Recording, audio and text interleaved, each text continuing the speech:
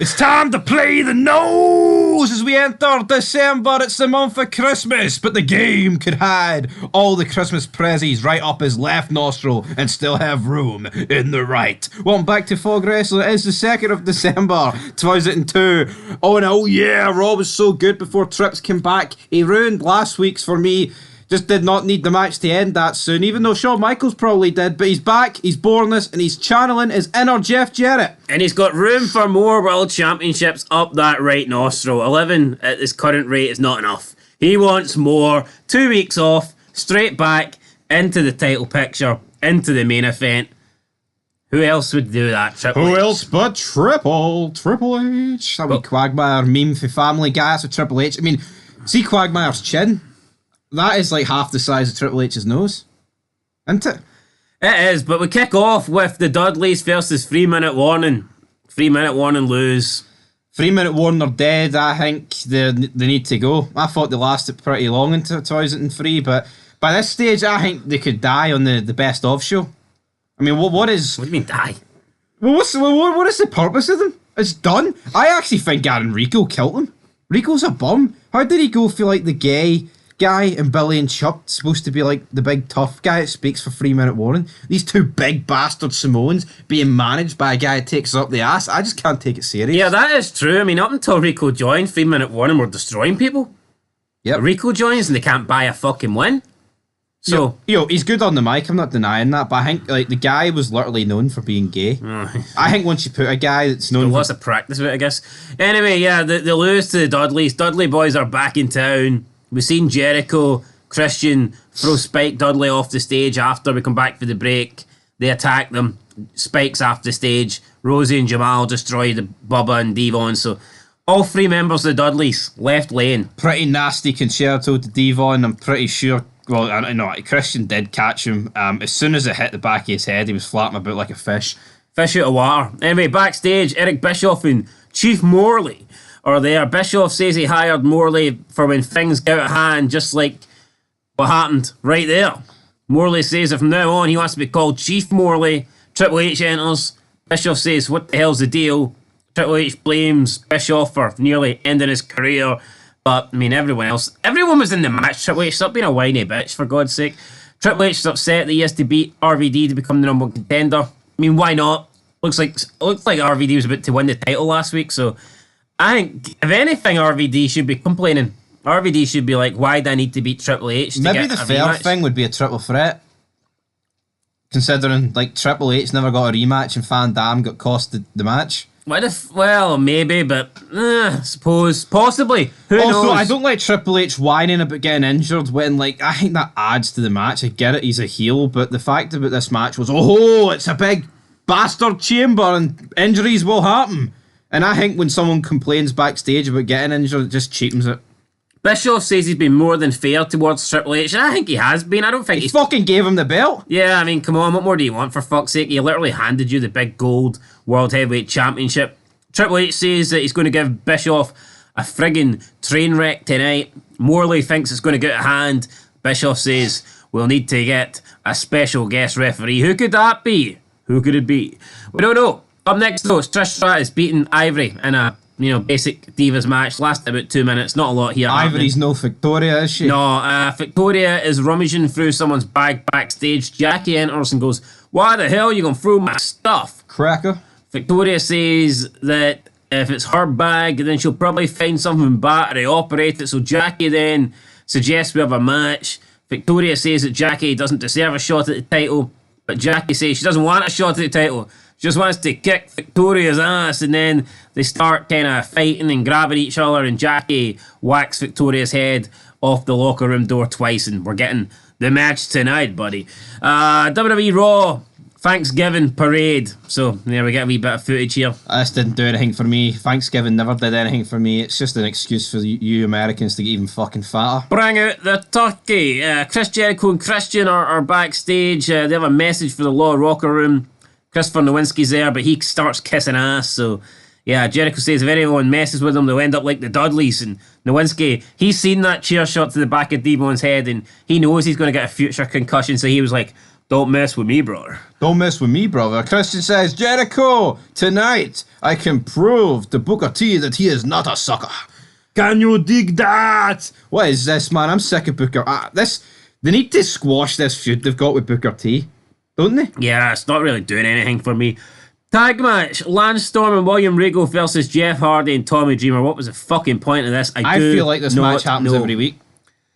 Storm put the sharpshooter on Hardy while Regal was setting up a chair. Then Storm released the hold as Dreamer ran in with the Singapore cane. That was at the end. Before that, I believe Storm won. Storm beat Dreamer. I mean, they were giving Dreamer some wins, but I mean now they've just kind of Dreamer got beat by a turnbuckle pad being off. Well, that's not embarrassing. A lot of people have been beat by that. Name me one. No, usually they would get damaged by that, then the person would hit the finisher. To actually get beat by getting thrown into the corner, that's true, actually. It does not happen. Yeah, I suppose.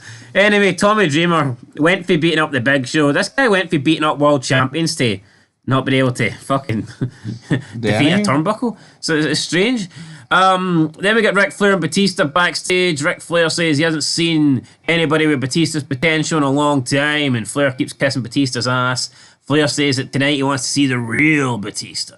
And he brought up the fact that when Batista was a kid, he had to jump from foster homes and learn to fight. Batista didn't look like he liked that, but it is what it is. Then we get Batista versus the Hurricane, and Batista just beats him easily. Powerbomb, Batista bomb, 1, 2, 3. And after the match, Flair tells Batista, do it again. But Kane runs down, makes the save, and Batista leaves with Flair. Is Kane still tag teaming with Hurricane, or what's going on? Well, they've no belts, so I don't think so. Probably not. Then we got an interview backstage. Shawn Michaels. How his back is. Triple H hit him with the backbreaker last week. What a weak-ass ending to Raw, by the way. I mean, a backbreaker on a chair, that just didn't really do it for me.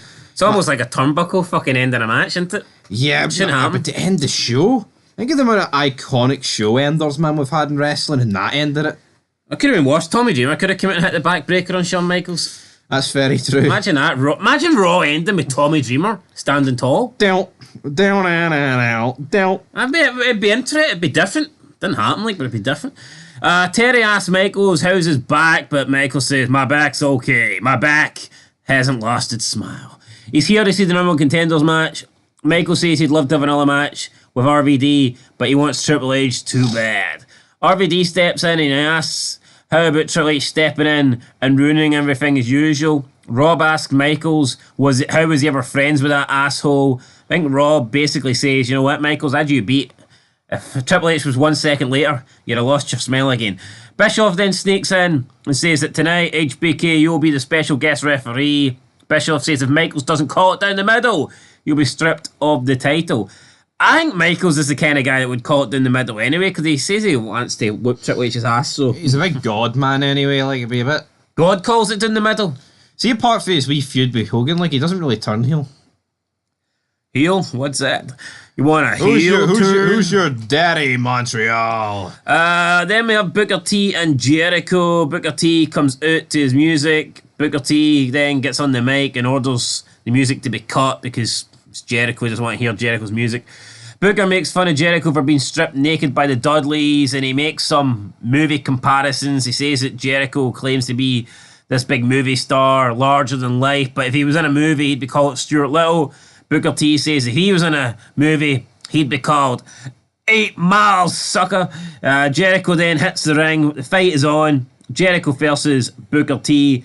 We have Christian and Goldust running down. This ends in controversy, so Chief Morley comes out and he orders the match to be stopped, but then he makes it a tag team match and restarts it. So World Tag Team titles on the line.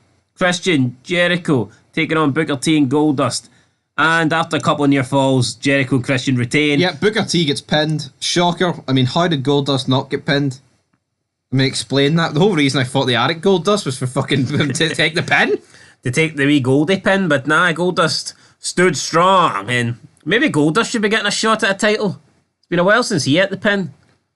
Yeah, I just don't understand this, so, I mean... Too busy eating fucking wieners. It's probably the best thing that Booker T said, though, in ages. I feel like his promos recently have been nothing pants. Short. Yeah, pants, to say the least. I mean, the guy... I tell you what, though, it's like, I mean, we know we're getting Booker T, as the WrestleMania main event, but right now it's like week by week, it's getting further away from a main event, in my opinion. Yeah. I would go as far as saying I don't even think at the moment Booker T should be main event Raw. Never mind competing for the belt at Mania, but that's just me. What main event at that Mania? Angle Brock, I think. Anyway, I had to, didn't it? we get the FU with Stacey Keebler and Tess. Stacey is straddling Tess on the couch and they're kissing. Stacey stops and says she has a great marketing idea that will make his testicles look massive, and Tess seems uninterested, but I mean, whatever. That's it. FU, we don't really get to see anything else. Then we get a Divas match, Victoria Jacqueline. Victoria beats Jacqueline. No, she doesn't actually. Upset victory for Jacqueline, and Stevie Richards runs down. He consoles Victoria, and then they do their wacko thing inside the ring, biting, kissing, punching, whatever. Why the fuck did Victoria lose this match? I don't know. It's a roll up though. It's not a Tommy Dreamer into the corner, is it? But holla, if you hear me. Scott Steiner comes down. Scott Steiner, he's here for all his freaks. Scott tells Victoria to stop hanging out with this wacko and find out what a real man is like. Scott tells Victoria that Eric Bischoff has a special surprise for tonight. Victoria says she doesn't think Scott has what it takes to be her big bad booty daddy, and then Stevie Richards attacks Steiner from behind. Steiner hits some suplexes on Stevie Richards.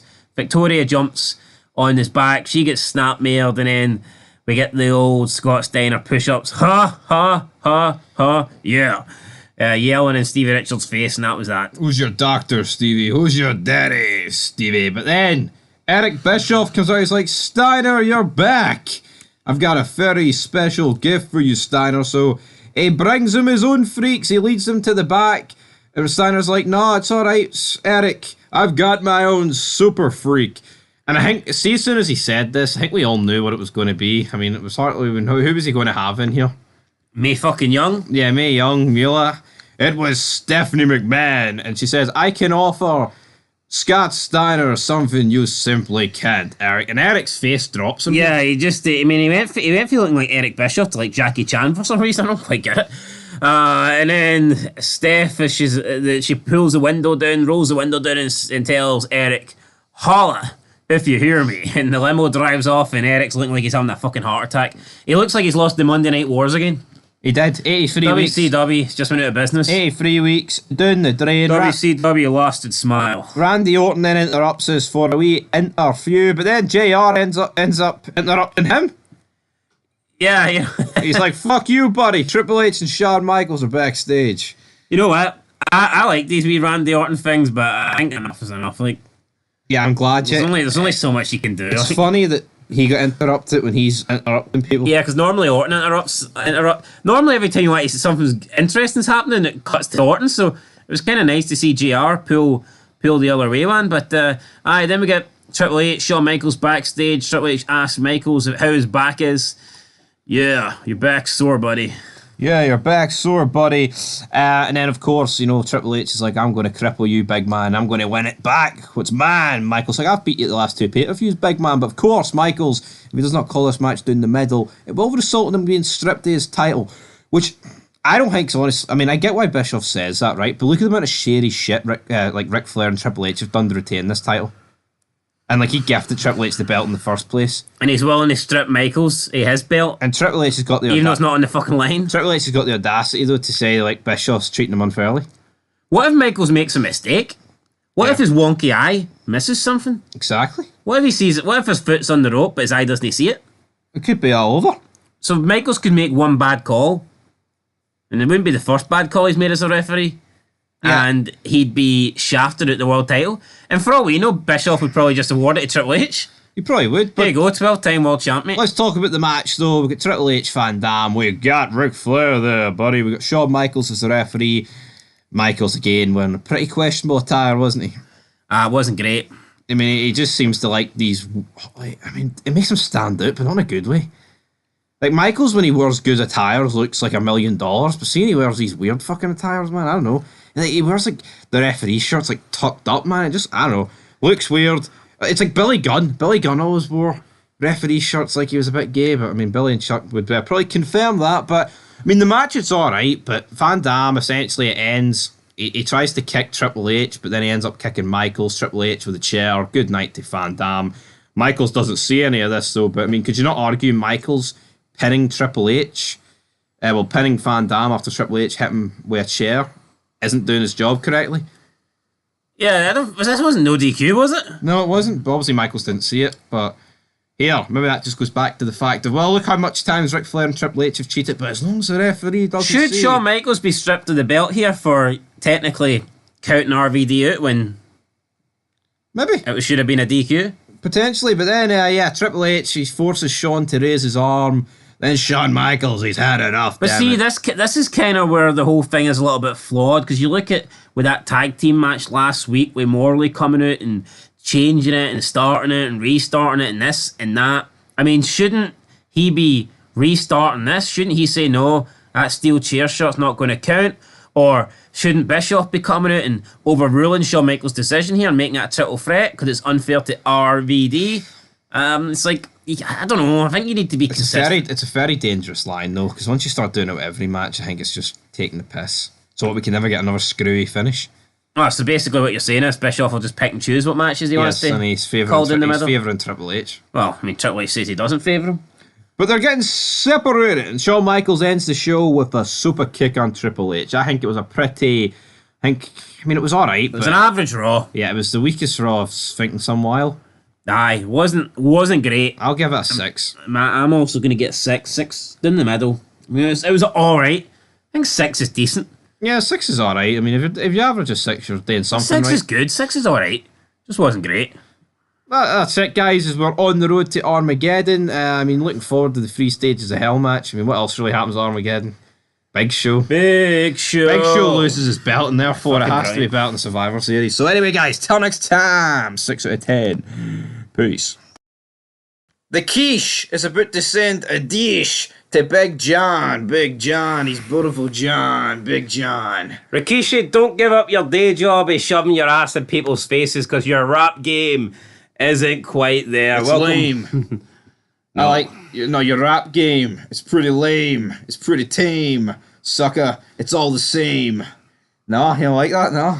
Welcome back, guys, to Fog Wrestling. I thought Rikishi's rap was the worst thing we'd hear, but Big Stevie Cool just outdone it. So congratulations. When the first 30 seconds of this video, we've already got something worse than Rikishi's rap. So yeah, John Cena, we're beginning to see how he is forming into the Doctor of Thugonomics, which is good. I like that version of John. Haven't really seen it, to be honest. I've seen, obviously, all his rhymes and raps and clips and shit, but didn't watch SmackDown during this period, so it's going to be interesting to get like a 2.5 year run of just Doctor of Thugonomics John Cena, you know, not this army guy, not this fake wannabe Rock, not this you can't see me and never give up guy, but we're going to get a bit edgier John Cena and a guy that likes to come out and bury people and run people down. And get stabbed in nightclubs. So yeah, that kind of guy. So I think I've got a lot of good John Cena stuff coming up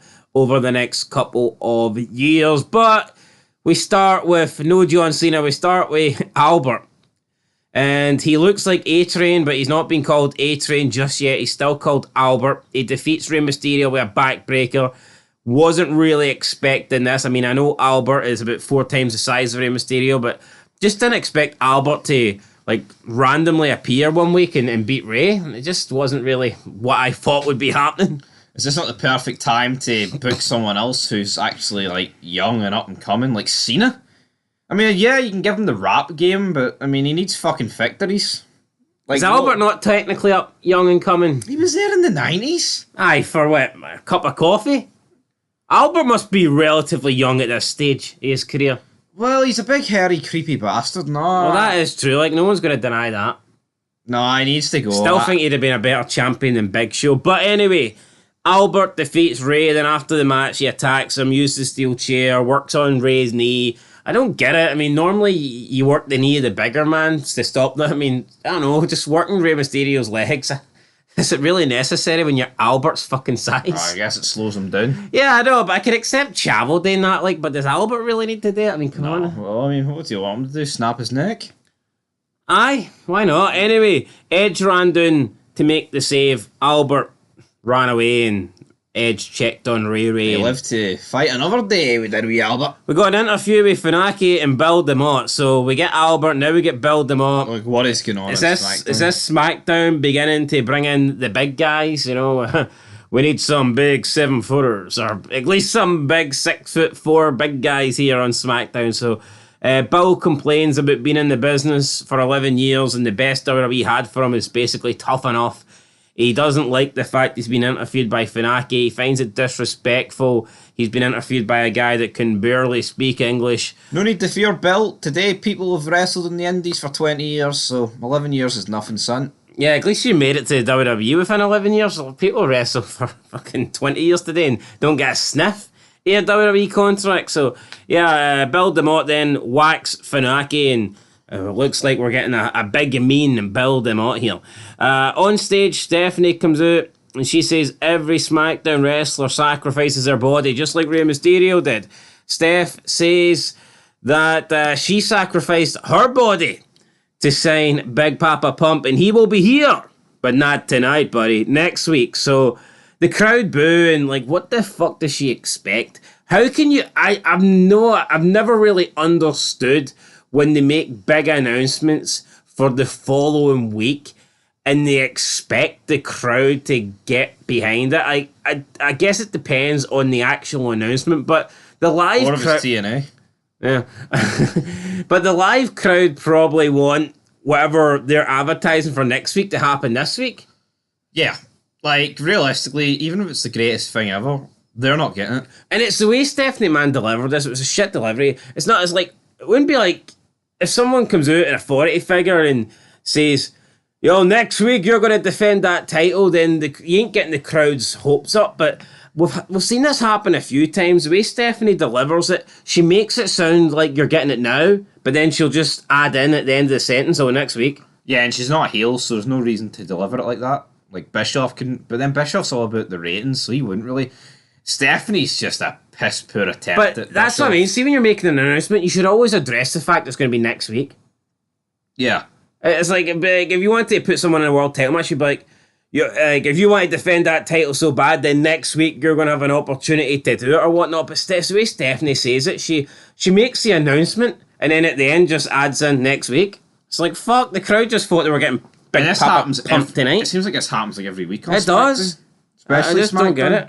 Maybe not necessarily on Raw, but Brock will be here live. And she says she's going to sacrifice herself tonight. Steph says she will allow Brock to explain his side of the story here tonight via satellite. So the Brock bringing the satellite game into WWE before Dwayne Johnson knew anything about it. I guess Shawn Michaels did it as well. A few weeks. Shawn Michaels just innovates everything, doesn't he? Aye. A ladder match, Hell in a Cell match, satellite match, Iron Man match. When was it? It was Austin and Michaels. Was it 98? When they were in satellite in like Austin's bar? Or was it Michaels' bar? Do you remember? I think Michaels is commissioner or something. Aye, they were sitting in a fucking bar. Together? Aye. That was weird. Wait, was it not at someone's house? Did Michaels not fly out to Austin's house, or Austin flew out to Michael's house? Michaels probably flew off his own drug supply. Anyway, up next we have Jamie Noble with Nydia taking on Crash Holly. I mean, come on. Crash pins him with a fucking with this AJ Styles finisher, Styles Clash. I mean, come on. I'm gonna get my cousin Nydia. My cousin Nydia. Jamie then says he's got to call his cousin Nudesio. He threatened to call Nudesio a few weeks ago. I don't know why he just I've got to call TNN and question, what is this show? I mean, this has been a really poor start to SmackDown. Do they think Nudesio is going to be a massive change? Is Nudesio going to, like, I don't know, make this show great? I mean, no, but so far, the biggest star in a match is Ray. Edge tried to help Ray, but, you know, I like Ray, but he's not, you know, he's not main event at this point. No. We got Benoit speaking backstage about how he's going to be the new champion. It's advertised for tonight. Benoit, Guerrero, Edge, Angle. The winner will get a shot at the World Heavyweight Champion who happens to He be goes Big on Show. to talk about his broken neck, his divorce, his 2 kids, his wife Nancy, and the baby boy. Online World of Wrestling doesn't know what's going to happen in 5 years, but we do, and not good for Benoit here. Yeah, backstage, Dawn approaches Tori Wilson. Tori wants to talk to her. Dawn says Al is overseas tonight and is not here. Where the fuck is Al?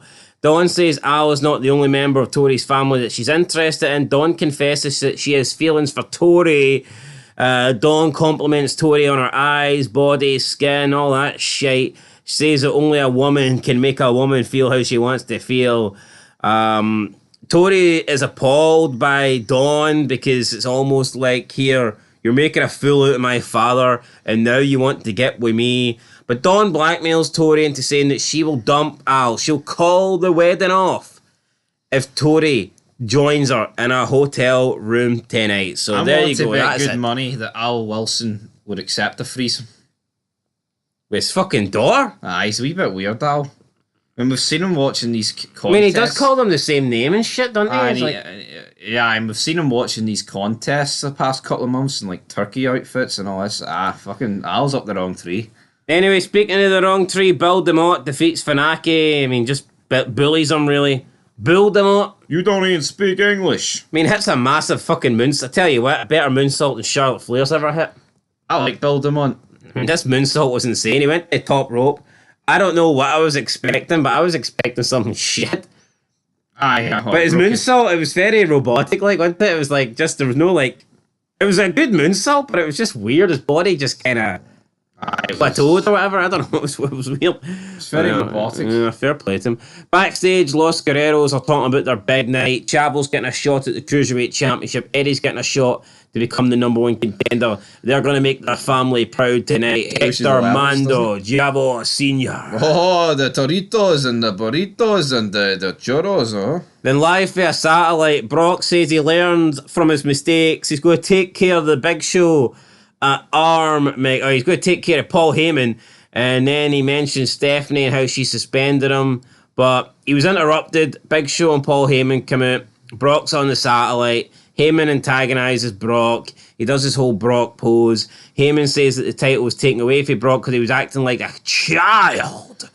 Heyman says, who better to spank Brock than the Big Show? Bit gay there, if you ask me. Why does Stephanie think it's alright for Brock to get suspended, but these guys like just mock him and like antagonize him and it's fine? Because Big Show never pushed fucking Matt Hardy through a wall, maybe?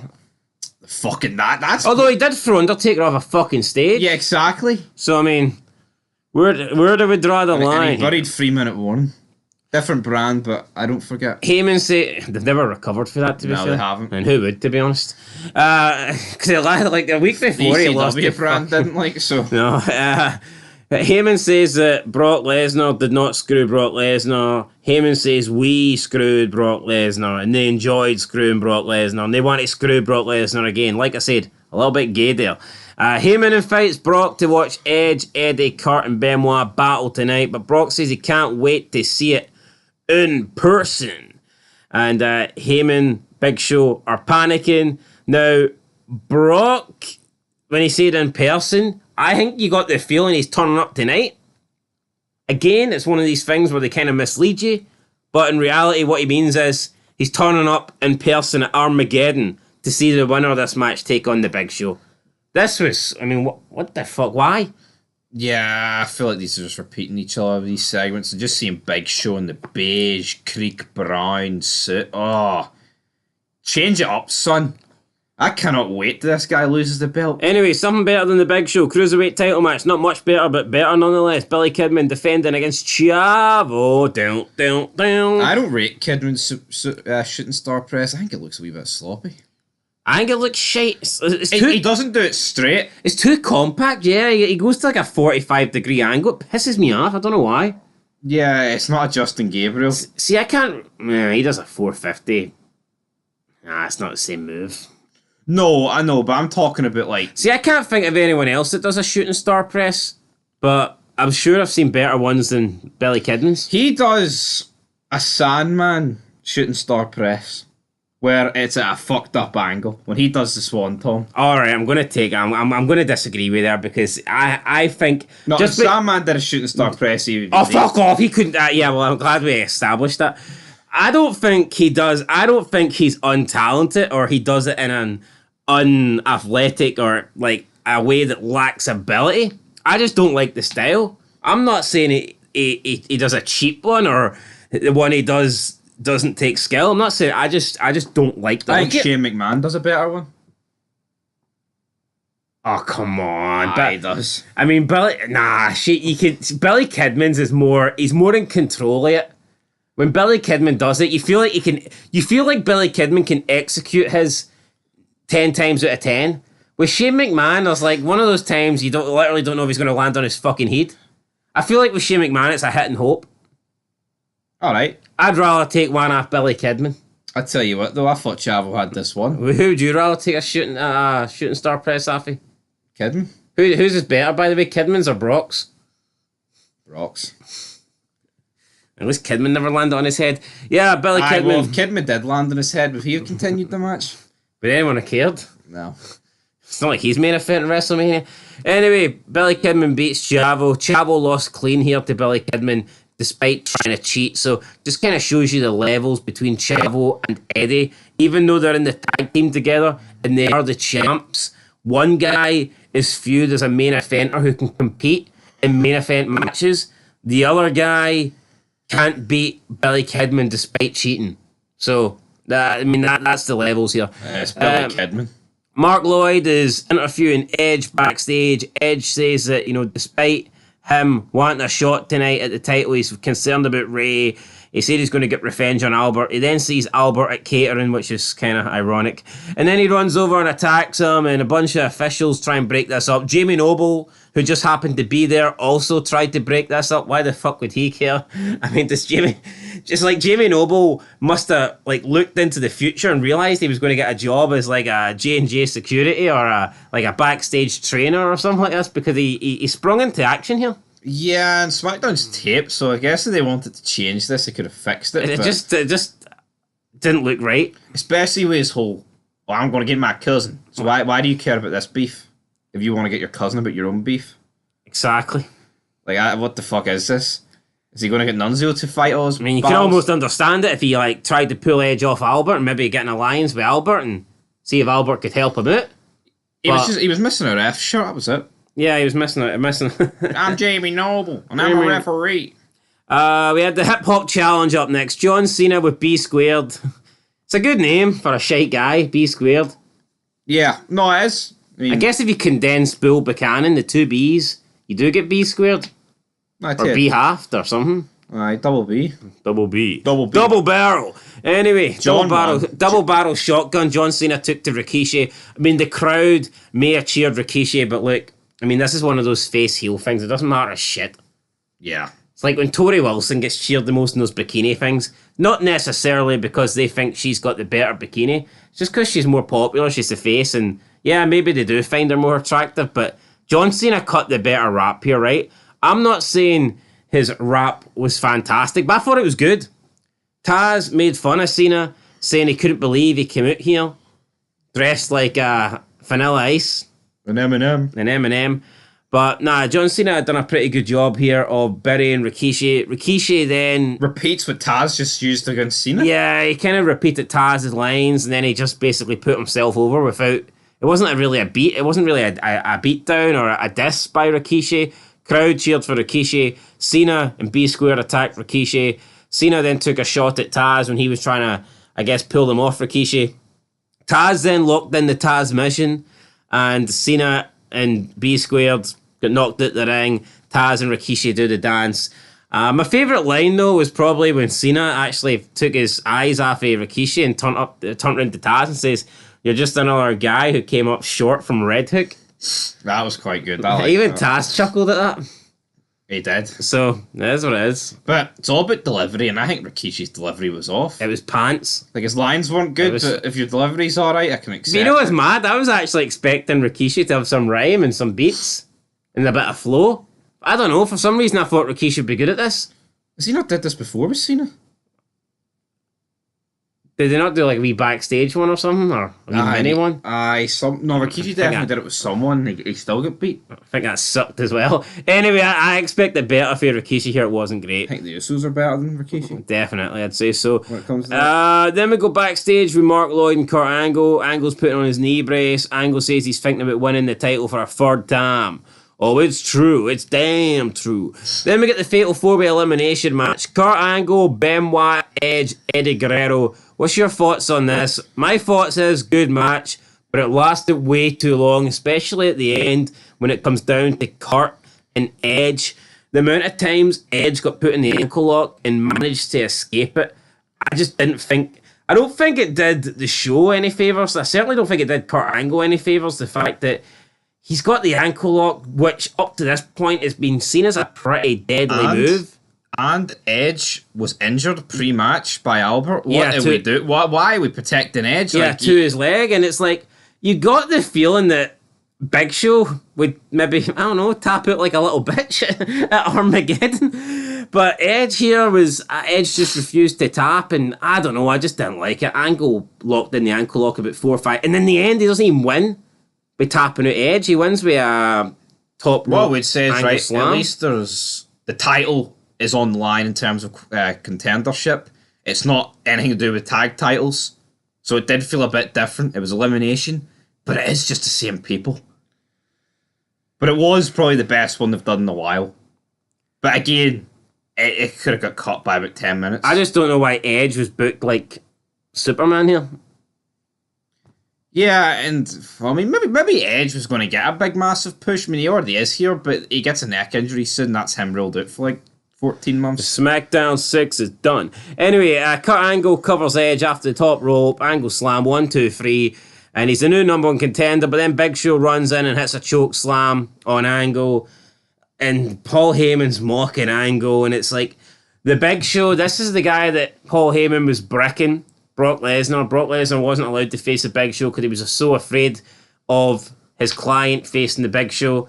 But ever since Heyman turned with the Big Show, he's been afraid for the Big Show to face Brock, and now he even needs the Big Show to come out and attack Angle from behind.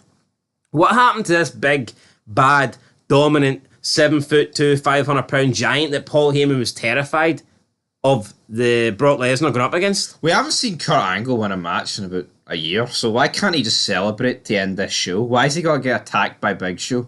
From behind? Yeah. It just makes Big Show look like a little fucking bitch. I mean, look at what since the guy won the belt, he's fucking ran away from Brock. Every week. Needed a lot of help to beat Edge, and fucking looked down and bullied Fabulous Moolah. And then he attacks Kurt Angle, who went about 25 minutes in this match from behind. I mean, that's hardly impressive shit.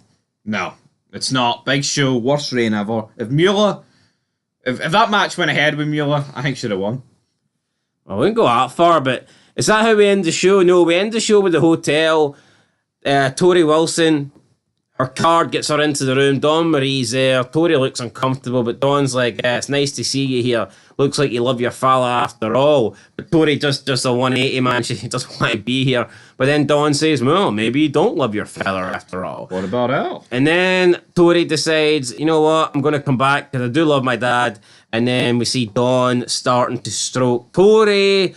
And that is how the show goes off the air. So Online World of Wrestling says, in true WWE form, they have managed to ruin the buzz I got from a great main event. Now, normally I would disagree with these guys, but I think the placement of this segment is a bit weird, considering the match we just had. I think the match should have been the ending segment, but... what that tells me, Online World of Wrestling only care about wrestling. They don't like anything storyline related, and they're very fucking gay as well. Yes. I totally agree. But I think I've no issue with the segment. But to end the show, though, no, I think that is a better way to end the show. I personally think the thought of Tori Wilson and Dawn Marie in a hotel room is a bigger way to end a show than Big Show attacking Kurt Angle from behind. Well, as I said, I said I would change that. I would have just had Angle celebrate because I don't fuck Big Show attacking him does nothing for me. But again, I mean, do we really need to see SmackDown go off the air with the Big Show in his big beige fucking suit celebrating with the title opening? I'd rather see these two in their beige bikinis and Big Show in his beige fucking suit jacket, like. But Big Show. But yeah, I think we see this at Armageddon, don't we? I mean, I guess this segment could have took place just before the main event. I mean, that might have worked as well. Thought it was very tame though. I thought they might have done a bit more. I mean, they literally just had Dawn Marie stroke her hair, then that was how it ended. I thought, I don't know, could they got away with more on Raw? Could they have showed more on Raw since SmackDown, I believe, is PG? Maybe they have to do it on a pay-per-view. Yeah, I'm not too sure. I mean, it was an okay ending. I thought it's better than Big Show celebrating in a beige suit. I'll tell you that. So, yeah, no, I mean, the main event was good. Just, I don't know, I just didn't need Big Show coming out. The sooner he loses the belt, man. Get Team Angle in there, get Brock in the mix, and it'll be a much better show. You know Undertaker. It picked up towards the end. I thought the main event was a good main event. I liked Cena. I liked the Doctor of Thugonomics. Even this B Squared guy, and I know it's just a name and he's simply there. He's like a prop for John Cena. You know, he's not like, he doesn't really offer anything. He's just like muscle. But I think the partnership works. And then, yeah, no, the whole Tori and Dawn Marie thing I think is decent as well. I thought the show started off pretty damn shit, but it did get better. I'll give SmackDown a 5 out of 10, but bumped up mainly because of the main event. Yeah, it was a tale of two halves. I'll give it a 6. So 5.5 out of 10. There we go. I think definitely the final hour was much better than the first. I mean, see when you're kicking off with... I would say the first hour is like Velocity. Literally. Yeah, I mean, the first 3 matches is Albert Ray, Nidia, Jamie Noble versus Crash Holly, and Funaki versus Build Them Up. And I'm not saying they were terrible, but it didn't feel like SmackDown. It did feel like a Velocity. Sunday Night Heat. Something along those lines. Pre-show. Yeah. Fucking some match you'd play with some action figures, man. Anyway, guys, 5.5 out of 10. Till next time. Peace. Shawn Michaels lost his smile in 97, but in 2002, in a tough December, he lost his heart. Welcome back to Fog Wrestling. And he's going to lose his title as well. No, not a good month for Shawn Michaels. We're heading to Christmas, but instead of being given gifts, Santa Claus and Triple H's big fucking nose are taking everything away from HBK. Yep, guys, and you know what, right? I thought this was a pretty weird Raw for the main event scene. I mean, it's the last show, and it's almost like they whipped this storyline out of nowhere of Shawn Michaels has got no heart. You got no heart. No, Ric Flair's talking about Michaels' achievements like he's not done anything recently. He's beat Triple H twice. Hold on, Ric Flair's the one with no fucking heart. The guy's been a jabroni since he came back. You not got what it takes anymore, Flair. How's Shawn Michaels not got heart? Look at the heart he showed to beat Triple H at SummerSlam. No, Look at the heart he showed to overcome Triple H and Jericho inside the Elimination Chamber. If Ric Flair said this, though, in the build-up to SummerSlam, absolutely. Why not? Why not question it? He left for a couple of years. His smile went. His arse went. His back went. No, storyline-wise, that doesn't even make any sense. Shawn Michaels was showing heart. Because he's the one, I might not win, but I'm coming to fight. I think it makes less sense now, though. Like, he's come back and he's won the title. What else does Ric Flair want Shawn Michaels to do? Well, maybe it means now you're the champ, you're content, and you're Shawn Michaels, the champion, not Shawn Michaels. He's fucking jealous. He's not the champ. Yeah, I think Ric Flair. Yeah, I think Ric Flair's just fucking jealous of Michael. I mean, imagine saying Michaels doesn't have the heart. I mean, Michaels with no heart could still put on a better match than Flair with 1 million hearts, so it doesn't really matter. Even Ric Flair with a Bret Hart transplant could fucking not even lace Shawn Michaels' boots, so... I've never seen Shawn Michaels botch the corner spot. Ric Flair in this 2002 run... I've never seen Ric Flair pull it off successfully, for God's sake. Come on, buddy. But let's talk about the start of this show. I think this wasn't pulled off successfully. We had Morley and Bischoff in the ring, with Michaels and Triple H via satellite backstage, and... the match at Armageddon. It won't be 3 stages of hell. It will be 2 out of 3 falls. Just doesn't sound good, does it? 2 out of 3 falls for me sounds like a wrestling match where, whoever can get 2 pinfalls or 2 submissions wins the match. It sounds very vanilla and easy and safe. But this ain't the... 3 stages of hell sounds like you literally have to kill yourself and go through 3... like it's gruesome matches to become the champion, and that's what these guys are having to do. To my knowledge, though, I thought this was a 3 stages of hell match. Like, obviously it is in essence, but I thought the build was 3 stages of hell. Well, Here Comes the Pain calls it 3 stages of hell. Yep, I mean, 2001. It works for the game, it works for No, but me. in no way out 2001, Austin Triple H are 3 stages of hell. So why have they suddenly backed out on it? Maybe they think the name sounds too gory or something. I don't know. But why are we having Michaels and Triple H via satellite when they're both in the arena? That doesn't work for me. This segment fell flat. I mean, the first fall will be a street fight, second fall will be a steel cage, and if it makes it to a third fall, well, Hunter, you'll be in a match Shawn Michaels loves, a ladder match. Triple H didn't like the ladder match announcement. He was okay, I guess, with the first two. I didn't like this announcement. He announced his ladder match, and quicker than you can say Chris Benoit's a great father, fucking William Regal's music hits. Yeah, it didn't really give you much time to settle or to digest it. It was straight into a tag team match with Lance fucking Storm and William Regal. Oh, God, waving their wee fucking flags. Goldust taps out to the sharpshooter, and it's like, what? Like, what is this? And then the coach runs down, and he's like, hey, player. Then Goldust is like, it's all over. Booker, I'm not good enough. We can't win the tag titles. I'm the weak link. And he's like, you're not a weak link. You're a freak. And you wanted me in your team since day one, so you're going to be my teammate. But Goldust ain't having it. Goldust is like, I'm going to speak to Bischoff. I'm going to get you a new tag team partner because basically I suck. And Booker T's not too happy here.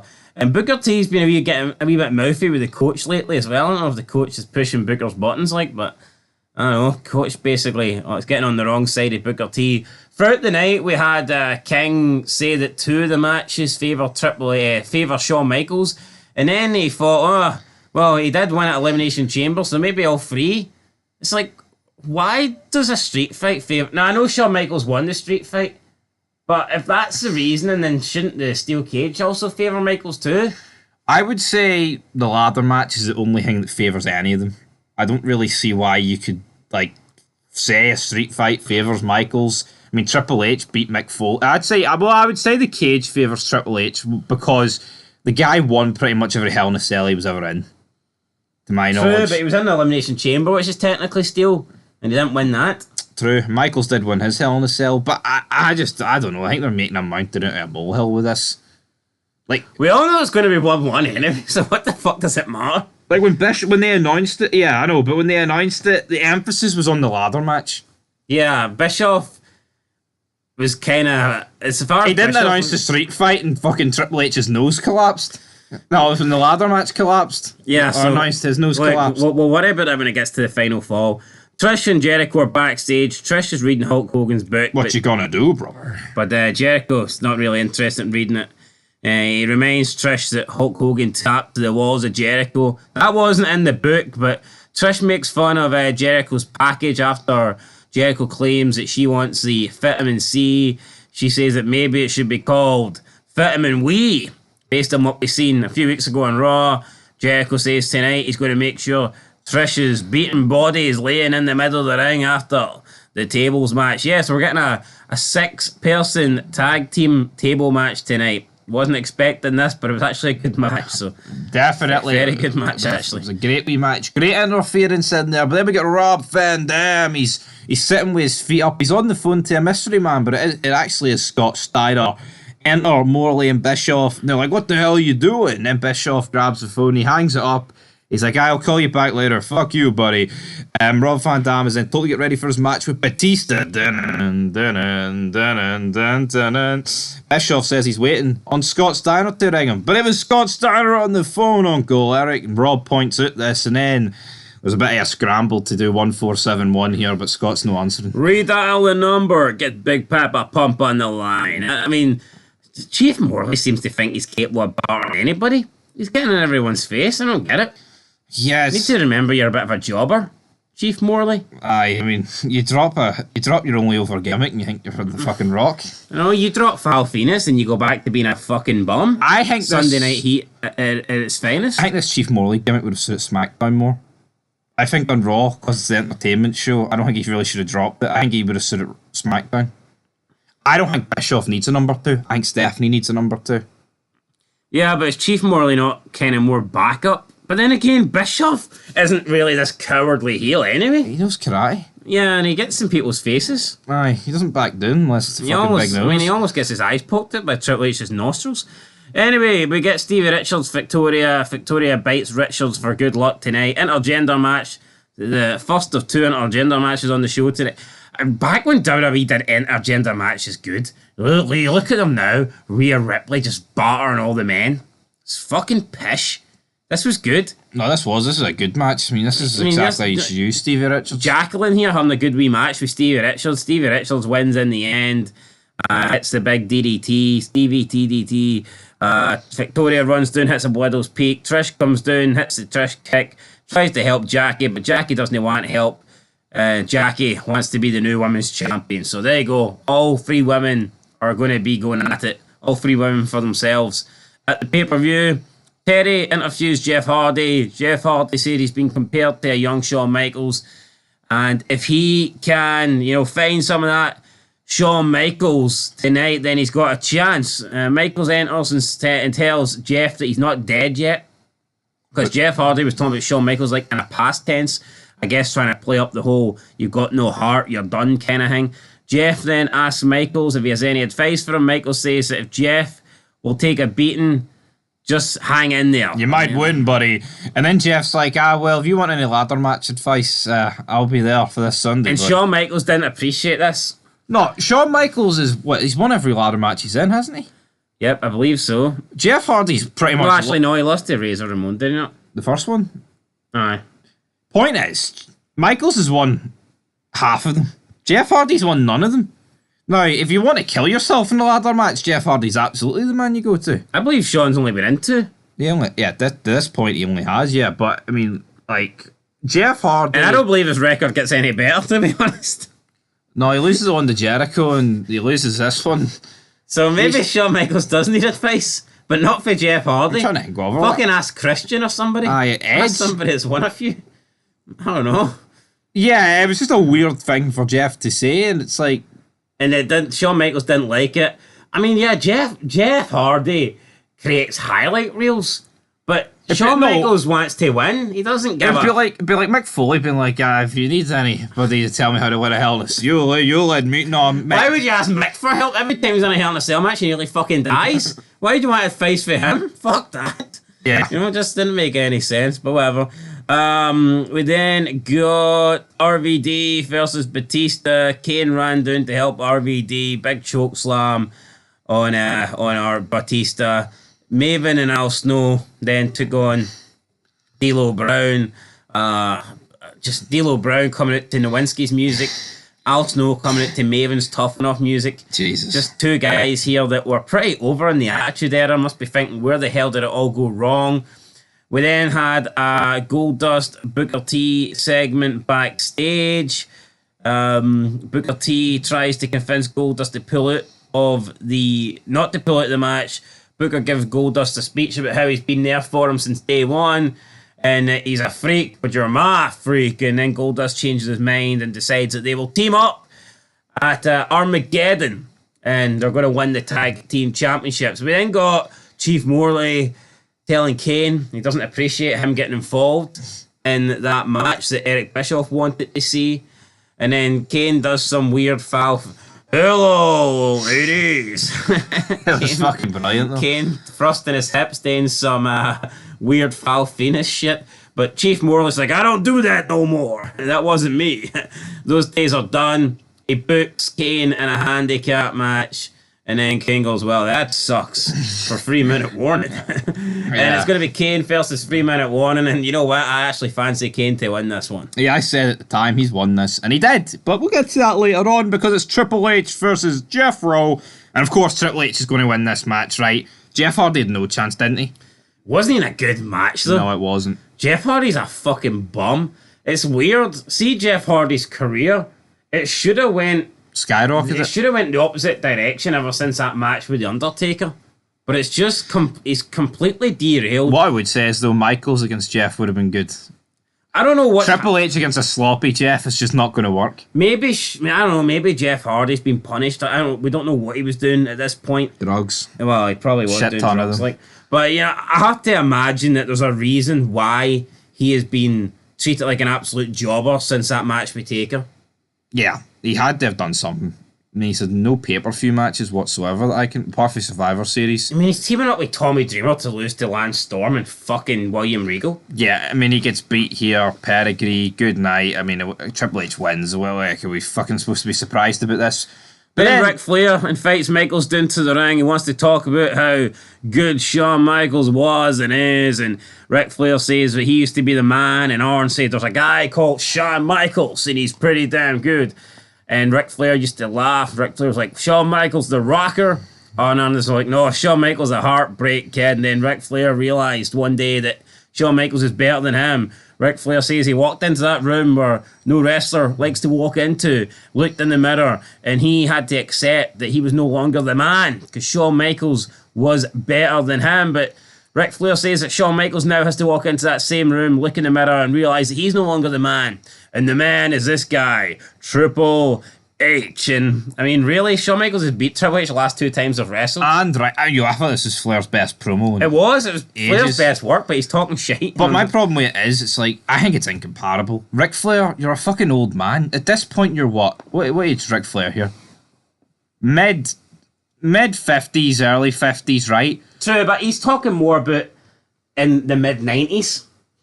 But yes, he is. But let's Shawn Michaels. But the difference is Shawn Michaels is like 4 years older than Triple H. The difference is Ric Flair is a generation is from an older generation than Shawn Michaels. Shawn Michaels and Triple H are from the same generation. Yeah, it's just Michaels got over a bit quicker. Shawn Michaels is a little bit older, but they're from the same generation. Yeah. So it just doesn't really make much sense.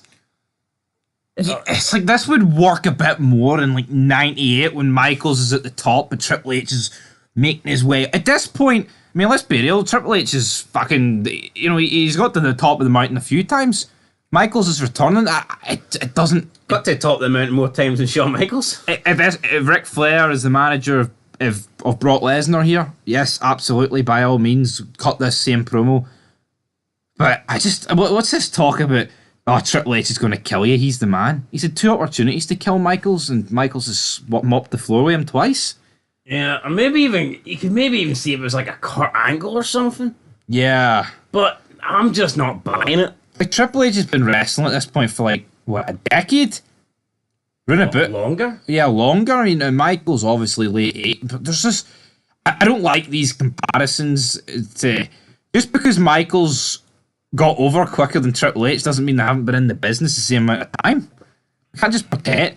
But it's like, look how long it took Austin to get like a serious like main event level character. You can't just erase the rest of his career before then. Yeah, like these guys are all the same generation. Austin, Triple H, Shawn Michaels, Undertaker. There's no real difference here. Yeah, it's like with Rocky and Austin, they never tried to pretend that, oh, well, Austin, you were the man, but now The Rock's going to be... The end is near, the pain is over. Big Show's title reign is 3 days away for collapse. Welcome back to Fog Wrestling. It's almost over. 3 days too many, if you ask me. Yes, it's a painful 72 hours, but hey, it's almost done. It's the last show we've got him on till the pay-per-view. It's almost time for a beautiful bald man by the name of Kurt Angle to hoover that belt off the Big Show. And I don't care what help he needs, man. If he needs Brock Lesnar or Paul Heyman to screw Big Show, the second screw job in a month for Big Paul, I'll take it every day of the week. Because, I mean, you compare the reigns, compare Michaels and Big Show. Why do these guys get the same amount of time with the belt? Stewart's inquiry into that. I think there seriously needs to be a Stewart's inquiry into the Big Show. I mean, this guy is the doubles. I mean, it's not even a double singlet. What is it? I mean, and his wee tacky brown. It's like a brown wife beater with fucking jeans or something, or brown jeans, or it's a shite attire. No, it really is. But before we get into Big Show, we need to kick off with a recap of the lesbian angle that ended SmackDown last week. We had Dawn Marie and Tori Wilson at the hotel room. Was it 528? I think it might have been 528, but what happened in that room, we're going to have to find out at Armageddon. But we have Rikishi taking on B2, B squared, whatever nickname you prefer for this kid. And he defeats Rikishi after Cena. Kid, it's a fucking grown man. It's Bill Buchanan. Well, anyone that dresses like this, I'm referring to them as kid. Alright?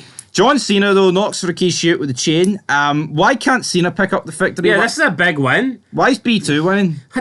I wouldn't even expect John Cena to get a victory over Rikishi, never mind B2. Yeah, so why... I don't get B squared. Like, I get it. I mean, does it get more heat on Cena? Like, him using the weapon? But, I mean, if you're not going to utilise B2 or B squared, you may as well use Cena, no? I would have gave the win to Cena. Like, I questioned it at the time. Cena wasn't in the match, so...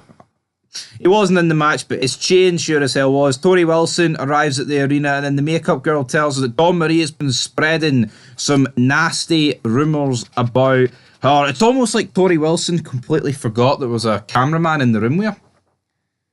Well, that doesn't really matter. I mean, if she's spreading rumours, she doesn't need a camera. Very true, but we have big Brock Lesnar backstage, signing, well, I say backstage, I don't know, was it in this arena? He was signing autographs wherever he was, and Kurt Angle approaches him. Brock looks up, and he doesn't see a Make-A-Wish kid, he sees the Olympic gold medalist, Kurt Angle. He says, "Can I talk to you, Brock, for 5 minutes? If I can get your suspension lifted, can you help me defeat the Big Show?" And then he says, "If you do this, if you do all these tasks, you will be the first man on the list for the undisputed title." And he says, "You deserve it, Brock." And then he brings up the NCAA days and how they're both great wrestlers and how the Big Show's a big boring sack of shit and he's killing the viewership. And they need to reunite, don't they? They do. Dream Team, Angle, Brock.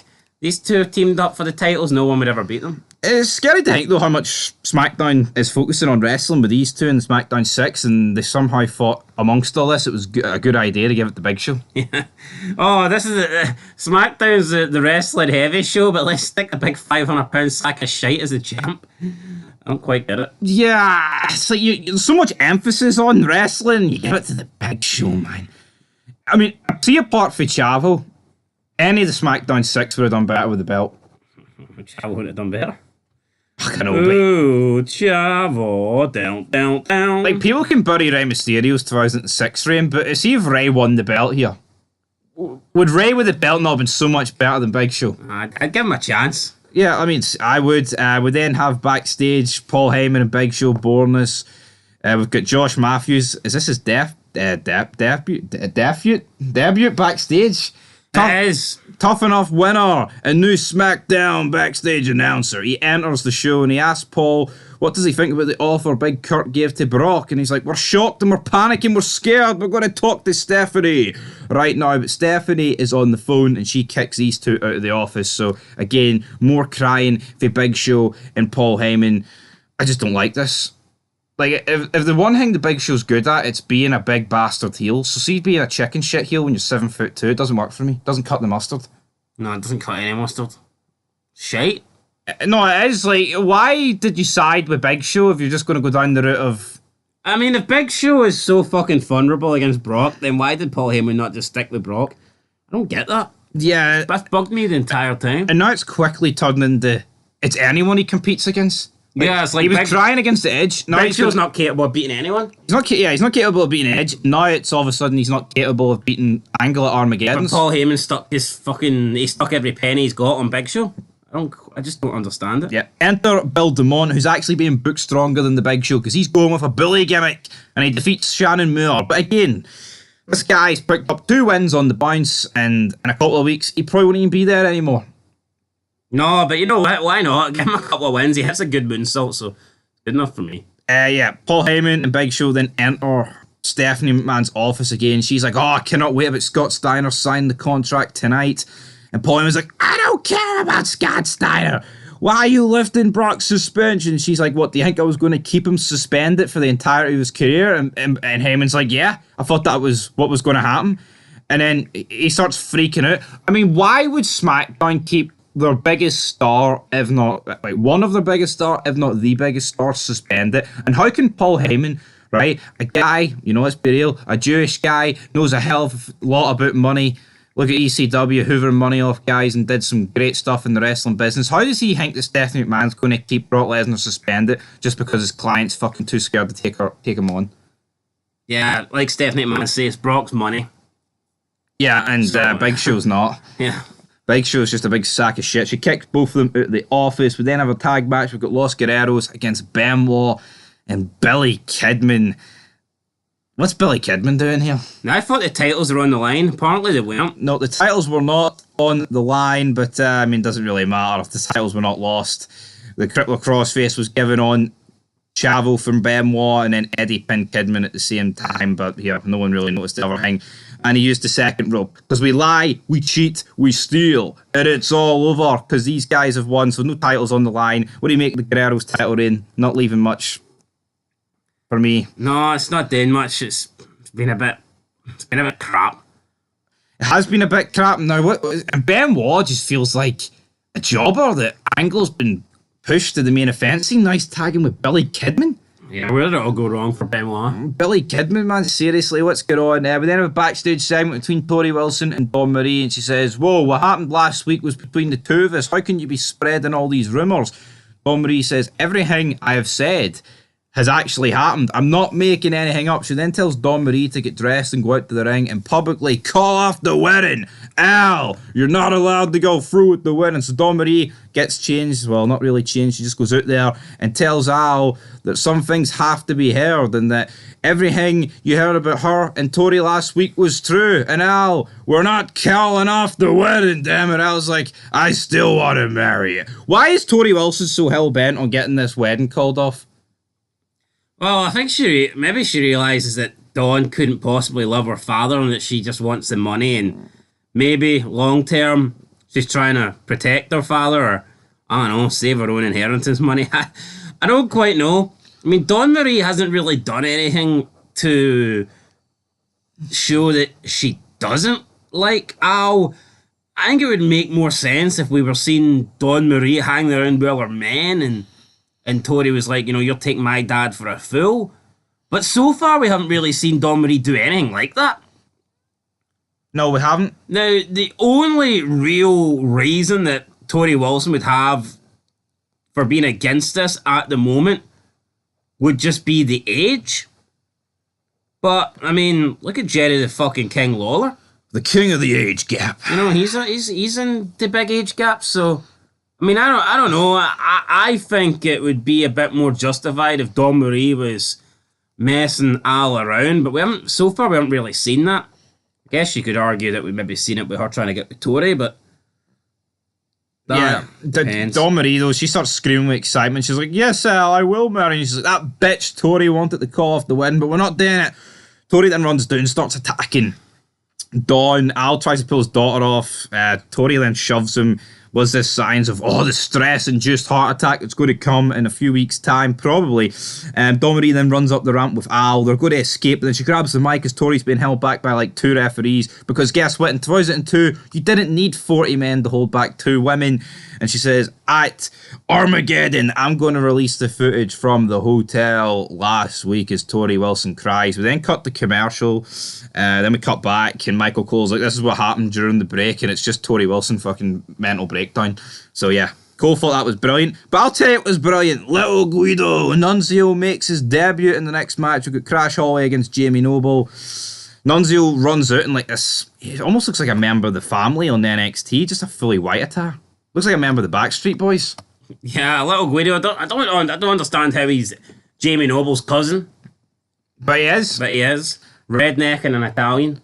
There you go. I mean, he's supposed to help Noble and he disqualifies him here, and then Jamie Noble's jumping up. Come on, Nunzio! Beat him up! Mean, wasn't he coming in to help him win? All he did was cost him this fucking match.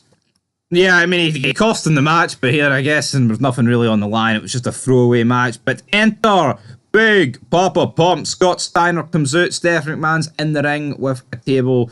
He says that she made a lot of promises, but she did not come through on any of them.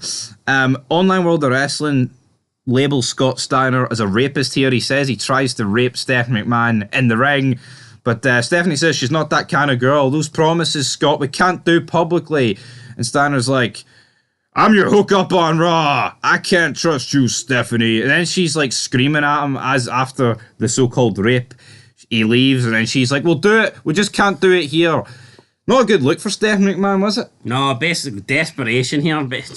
But Scott Steiner wasn't interested. He wanted it right now or never, and Stephanie basically chose never. So Scott Steiner was like, right, well, screw you. You ain't going to give me what I want. You ain't going to screw me. I'm going to screw you, essentially. I'm going to go to Monday Night Raw. Then Bischoff came out on top of the stage. He laughed. Stephanie threw some chairs around, not happy that she lost out on the signature. A Big Papa Pump. I don't think we really needed Bischoff to come out here. I think the point...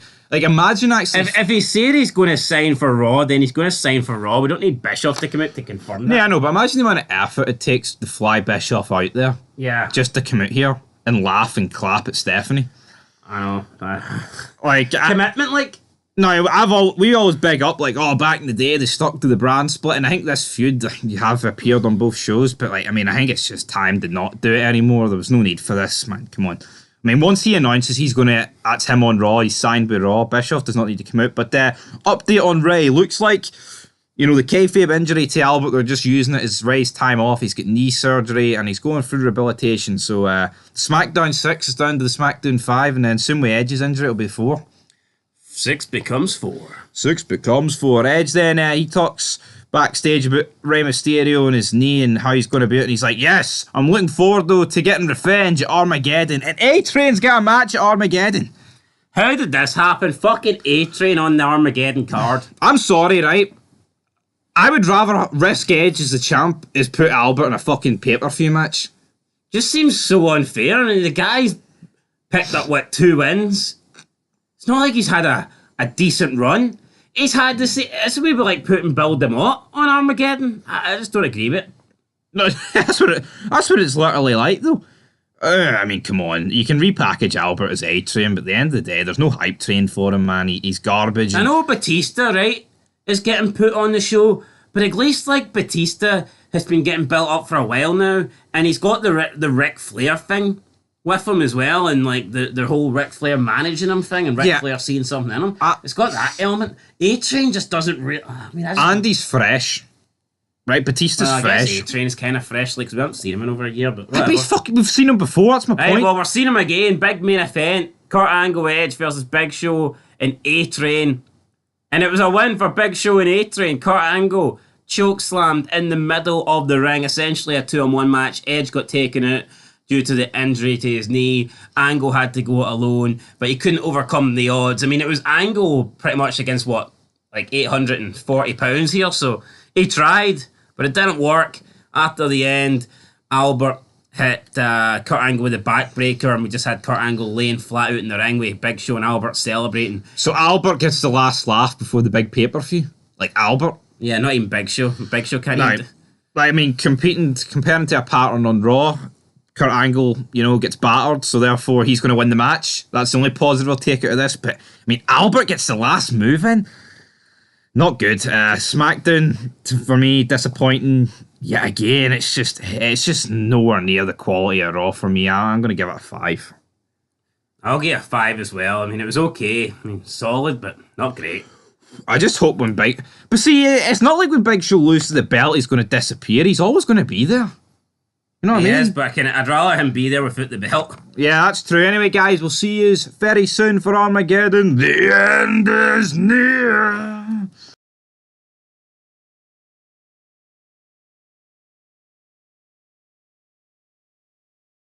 The end is near. For what title reign? Big Show, Shawn Michaels. What about both of them? Welcome back, guys, to Fog Wrestling for your Armageddon 2002 pay-per-view review. We had Shawn Michaels defending the World Heavyweight Championship. We had the Big Show defending the WWE Championship. And both guys lost their belts less than a month into their title reign. Only won them at Survivor Series. Both lost them at the very next pay-per-view. And while I'm happy to see Big Show lose, I don't think Shawn Michaels should have lost, especially not this quickly. But lose he did. And to be honest, I feel like we all lost because this pay-per-view really wasn't that good. I thought it was a letdown. one of the worst pay-per-views for me of the year. Maybe the worst pay-per-view of the year. Just a lot of uninteresting matches on the card. And to be honest, out of Triple H and Shawn Michaels, out of all their matchups, I would go as far as saying I think this is probably the worst one.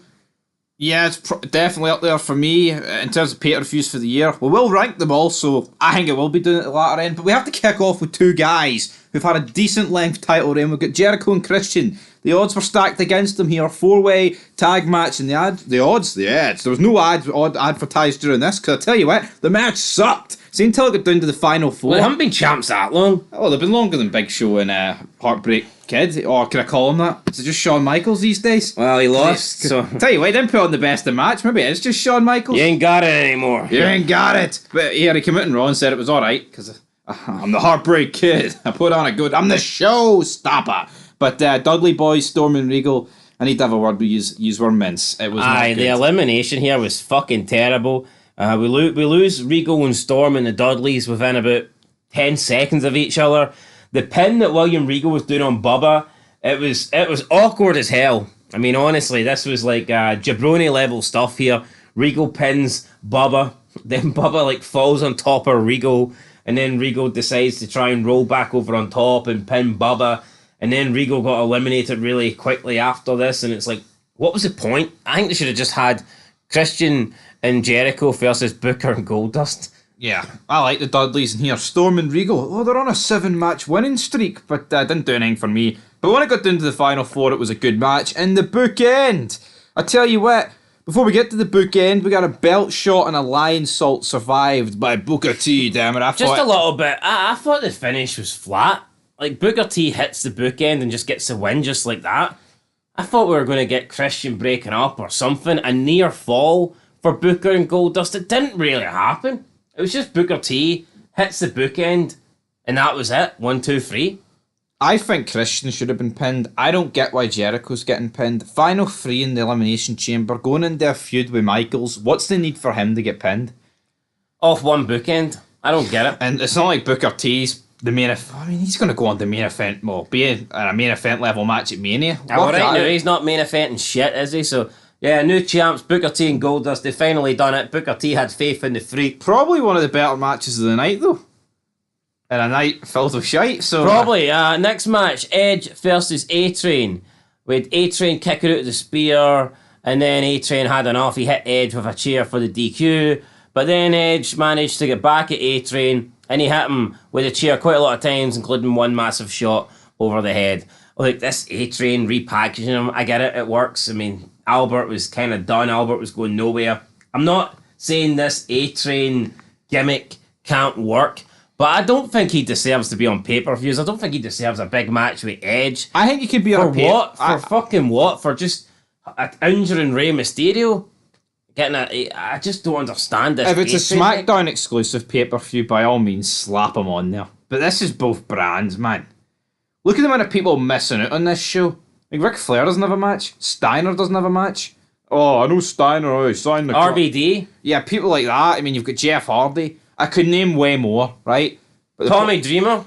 Yeah, fuck it, yeah. Christopher Nowinski. Yeah. Maven. Richards. Chavo. Right, we're getting quite low, but this match didn't do it for me. And also, Chavo's uncle Eddie, he didn't do nothing for me against Chris Benoit. This match is labelled as a number 1 contender by Cole, but anywhere else it's just a normal singles match. Yeah, and Cole kept saying the winner of this match is going to get a shot at the title.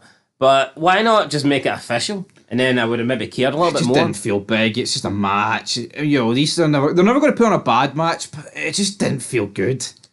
You know what I mean? Benoit wins. It's just, you never felt like Eddie had a chance of winning. Yeah. In my opinion, anyway. At this point, Guerrero's just not main event level. He's a guy that could be in the main event in a multi-man match or whatever, but you just don't feel like Guerrero's going to beat Benoit. Yeah. It really is that simple. It's not like Benoit Angle where it's like 50-50. You don't know which way it's going to go.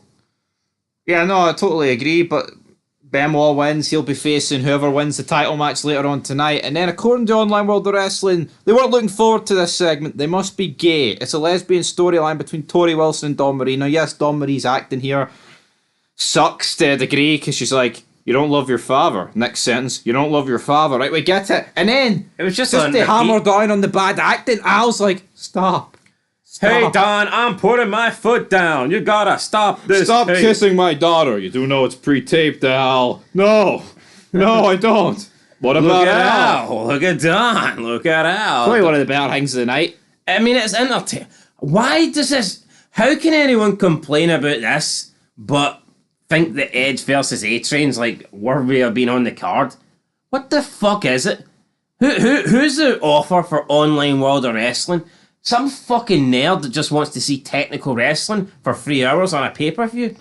Sounds like it. Like, you know, what's wrong? What's wrong with having the hardcore stuff and the comedy stuff and the sexual stuff with the women? Why can't we have a variety? Like, why can't we mix up a little bit? Does this guy just want technical wrestling throughout the show? It looks that way. I actually think guys like Benoit would appreciate it more back in this era because not everyone put on a similar style of match to them. Yep. See, when you look at wrestling now, and it's like, fuck, every single match is the same. There's a Benoit every match. I think we appreciated Benoit back then when no one really matched his intensity and technical ability, but whatever. A lesbian storyline's bad, even though we've seen some good lesbian action with Bischoff on Raw. Nobody wants... I mean, Tori Wilson's one of the biggest stars on SmackDown, so why wouldn't they show this? Yeah, why wouldn't they show it? And, you know, it's a good segment. Again, it wasn't exactly in the hotel room under the sheets. It was simply just kissing because Al demanded it get stopped. Then Jerry Lawler was like, I'd stop Al, but I can't stand up. Yeah, everyone's hating on Al. Taz is hating on Al. Lawler's hating on Al. They wanted to see more, but Al stopped the tape. But why doesn't Jerry Lawler just, whenever he can stand up, go back into the production truck and be like, right, guys, get out. I need to watch the footage. I need to watch the footage. Widescreen HD TV. He can't do that, though, because up next he's got to call a match. It's Kane against Batista. It's alright. I've no real issue with Batista getting a pay-per-view match, because you know what? It's Batista. I can accept. He's fresh on the scene. Albert, A-Train. It's like a broken down train. Plus, remember that train in Thomas the Tank that was in the shed and they had to get it out and had all the shite on top of it? That's what A-Train is. A big, hairy sack of fucking shite that should be put down. Without the hose down? Aye, without the hose down. Anyway, Ric Flair came out, helped Batista pick up the win. Good for him. We then had John Cena backstage with Bling Bling Buchanan. So Triple B. B2. This week is called B3. B3. This week is B3. Triple B. John Cena did a rap. Wasn't great. It was better though. The next match was fucking awful. It was Victoria, Trish, and Jacqueline. I don't know. I'm not going to blame Jacqueline because I think like the shit stuff in this match actually came from Trish and Victoria. But it could be just having an extra person in there threw them off. It could be because they had their Survivor Series match, which was pretty good, and they had the rematch on Raw, which was pretty good. But this one fucking sucked. And I don't think it was Jacqueline's fault because she didn't really do anything. It could just be the women aren't that experienced, they aren't that good, and they just can't deal with like a third wheel in there. Victoria was greener than Shrek. So the spots where she needed to hit people with certain weapons at certain points were awful. Going around the ring instead of just taking the quickest way in and all that, and just the ending was all just botches everywhere. And yeah, you can say, well, there's 3 of them, but for fuck's sake, come on. They can't work in a triple threat environment. What chance have they got? I mean, come on. Should have probably done this on a house show or something, practice it first. I mean, we've seen it Mania, Jazz, Trish and Lita. I mean, that worked a lot better than this. So is that... But you said don't blame Jacqueline, so it's all Victoria's fault? I would say most of it was Victoria's fault, to be honest. Aye, well, I'll blame Victoria. I'll show you. You'll see. From the very get-go, she ran down to the ring. And I don't know why she ran down to the ring. She came down as if she was ready to start a war. She got in the ring and done absolutely nothing. And she was wearing horrible gear. It was giving me like Shawn Michaels vibes here with some of the shite trunks and pants that he's wore over the years. So, I mean, I just had a feeling from the get-go, the way she ran out, it was just very... anticlimactic. She ran out as if something was going to happen and then nothing happened. Then we got a terrible match. So. Yeah, and if you think this match was better than the lesbian segment, I mean, come on. What are you watching? Anyway, what are you watching up next? Big Show versus Kurt Angle. We had the ref bump. A-Train interfered.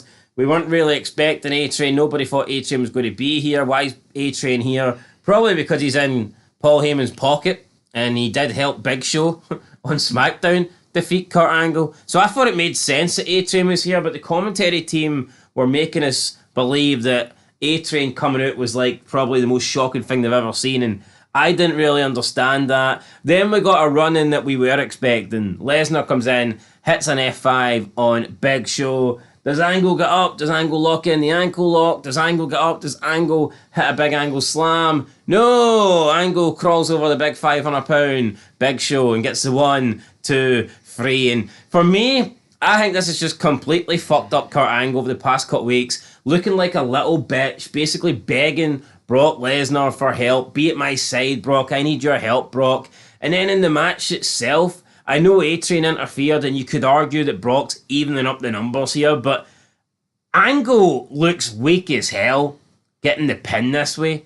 I can't think of a top face that has won a match like this. It just would have worked better, though, if we didn't know Brock was coming. And then Angle, it's just the fact, yeah, he's been begging him for weeks, and then he doesn't even use his own offense. He just gets on top of him, planked out on top of Big Show, 1, 2, 3, and he's glad he's the champ. But what an awful title reign! We recently did a tier list, didn't we? Ranking all these title reigns. Well, fuck it, I put this at the bottom. I don't think we did. By recently, you mean like 2 years ago? Aye, that's what I mean. Oh, aye, that's very recent. Well, you know what I mean. It's 2 years ago. Might have to do an updated one, but this Big Show title reign was... Well, Roman Reigns, there's not been any other champions fucking since then. This Big Show title reign has been very lackluster, but it's over, so it is what it is. And then we move into the main event. It's 3 stages of hell, street fight, cage match, ladder match. Look, I think Shawn Michaels is the best performer of all time. I think Shawn Michaels and Triple H have great matches, but for me, I just don't think this really done it. From the get-go, it was very botchy. The first couple of minutes, like they were not hitting their moves crisp. I mean, they were missing a few moves, they were botching a few moves. Things weren't really connecting. Straight away, like within the first minute, they're bringing weapons into play. And I get it's a street fight, but I felt like in this match, they went for zero psychology. And they pretty much just wanted to make it like a spot fest match, and that's just not Shawn Michaels' style.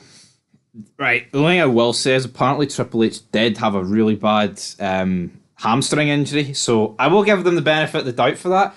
I think it was simply a match more for spots. You remember the table spot, right? For one of the first spots you get early on, Michaels dives over the top rope, and he's supposed to land on the trash can, and he's fucking nowhere near it, but he kind of sold it as if he did get hit. And it was like, what the hell? No, but you think of this match, you think of the table spot at the end, you think of the move off the cage, and you think of the barbed wire with flames with me. Well, that's what I mean. I think it was a spot match, which normally isn't like Shawn Michaels Triple H. Normally, the Shawn Michaels Triple H matches, you just think of it as being a great match. You don't necessarily pick out spots from it, but I just think with this match, that's what they went for. They didn't go for the psychology. It was like a 6 out of 10 match. I mean, it could be the injuries. Maybe Triple H didn't think he could put on a great match with his leg. Recalling the match, right? I know Michaels was obviously more athletic, but it's like Triple H didn't do much in this match. Everything was Michaels. Yeah, Ric Flair came out and got some red. I mean, a bit of blood. Triple H wins the first fall after 20 minutes. The barbed wire spot was pretty cool. You just didn't think anyone's getting hit with this, and then Triple H gets hit in the fucking face with barbed wire on fire. So, aye, good stuff. Pretty extreme. Michaels and Flair, they brawl in the cage. Flair bleeds. Imagine he actually tore his quads again. How would he climbed up the ladder to retrieve the belt? Flair would have had to have done it. Flair would have had to have done it, but yeah, the splash off the top of the cage through a table. Michaels 1, 2, 3. We're at 1 each here, and see with the tables being on the outside, right? Injured hamstring aside, is Triple H taking a spot off a ladder through tables? Not in a month of fucking Sundays is Triple H doing that. Out of 10, I'd say it's less than 4. The chance of it happening. Shawn Michaels then trying to climb up the ladder, gets pushed off, flies through tables. Iconic spot. I think we've seen this a shitload of times in the intros or the whole don't try this at home. But we've seen this Shawn Michaels spot. Like, it's not the cleanest spot because the table lands on him, but because it's Michaels compared to, no offense, like the Dudleys or the Hardys, it just feels a bit bigger. Yeah, and the way... It's like when Taker does it against Edge in the TLC match, I think it's bigger because it's like the world title's on the line. But Michaels sells it. I think it looked really good, but in reality, only 2 of the 4 tables broke. Yeah. So you could maybe say it was a botch, but the way Michaels goes through it and the way he's laying there, it looked good. But if someone else went through it like a bag of shite, you might have thought, only 2 of those tables broke. Only 2 of them broke. That was a mess. But yeah, look, Michaels lost, Triple H won. It wasn't a great pay-per-view. I'm sorry. Wasn't that good? I'm sorry. I'm going to give it a 5. I'll also give it a 5. But I tell you what, if I wasn't allowed to give it a 5 and I had to give it one or the other, I would probably go at 4.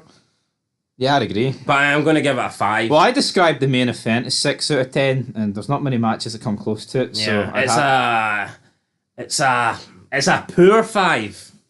Yeah. Not a solid 5. Good spots, but Kurt Angle won. You know, the opener was alright at the end. Kurt Angle won, it's a 10. It's a fucking 10, guys. It's a 10, but until then, ho-ho, peace. It is time to play the game, and it feels like this disc is always inserted in the console because Triple H is back on Raw. Triple H is back as the champion, and the reign of terror continues. Welcome back, guys, to Fog Wrestling for another WWE Raw review. Not that many Raw reviews left for 2002. We're on December 16. I believe we've got 2 more shows after this, and 2 more shows with Triple H as the champion. But do not fear, Shawn Michaels is back, and it's not just Shawn Michaels. We still have the Heartbreak Kid. HBK isn't dead, but he is no longer the champion after Armageddon. Most importantly, though, we've got Freak Sella being inserted into a wee feud with Triple H. Holla, if you hear me, I'm your hookup.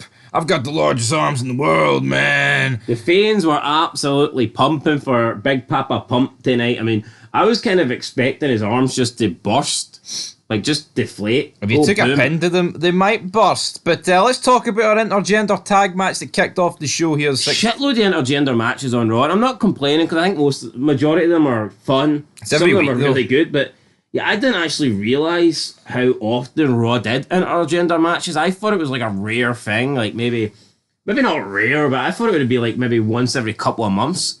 It feels like you're getting almost one every week. Maybe they seen the pay-per-view and went, they need a man in there. Maybe. Also, I mean, the women's division is pretty bleak, so I think you've just got to put men in with them. Yeah, there's not that many going around. Like, the fact that Stacey can't team up with Tess, because she can't really work, but then she's not in the feud with Victoria, and that's the problem you've got, because there's just not enough women. Maybe they should have put all the women on one show, since SmackDown focuses more on Cruiserweight, but then that would make SmackDown pretty gay. Which, for a couple of months, it was pretty gay. Yeah. But Kurt Angle, you know, talking about... What if we just put Tori and Dawn Marie and Niddy all on Raw? Could have done that. And we just have Billy and Chuck come out for fucking evening gown matches. Evening gown matches. But Tess wins after the big boot to the face of Stevie Richards. He chased Stacey Keibler around the ring, came in. Bang. Good night. Tess big wins. Boot, 1, 2, 3. He's surrounded by Trish and Stacey. I think it's time. And the King is just sitting there jealous. He is jealous. But I think it's about time we push Tess a wee bit more. I think he deserves a wee bit more than taking on Stevie Richards. I like Stevie Richards, but test is test. Test is past the test, and it's time to give the guy a new examination. Up next, we had Bischoff and Morley. Bischoff says he's going to produce a Triple H appreciation ceremony tonight in the main event. But Morley grimaces and he's like, nah, you can't be doing that because I've given the main event to Big Papa Pump. Scott Steiner. Bischoff is no happy. He's raging, and the both of them try and rack their brains on how they're going to get out of this dilemma. Don't want to let down Triple H. They don't want to let down Scott Steiner. But somebody is going to be let down. Bischoff tells Morley, you created this mess, so I expect you to fix it. I think a Triple H appreciation ceremony is almost a bit cringe at this point. It's like, yeah, Bischoff wants to put the past behind them. There's been a bit of beef there, but is there a need for this? I get it. It sets up their feud, but let's just say Scott Steiner wasn't supposed to be here tonight. What, we're just going to celebrate Triple H's career? What I don't get is Bischoff has been desperate to get Scott Steiner to sign.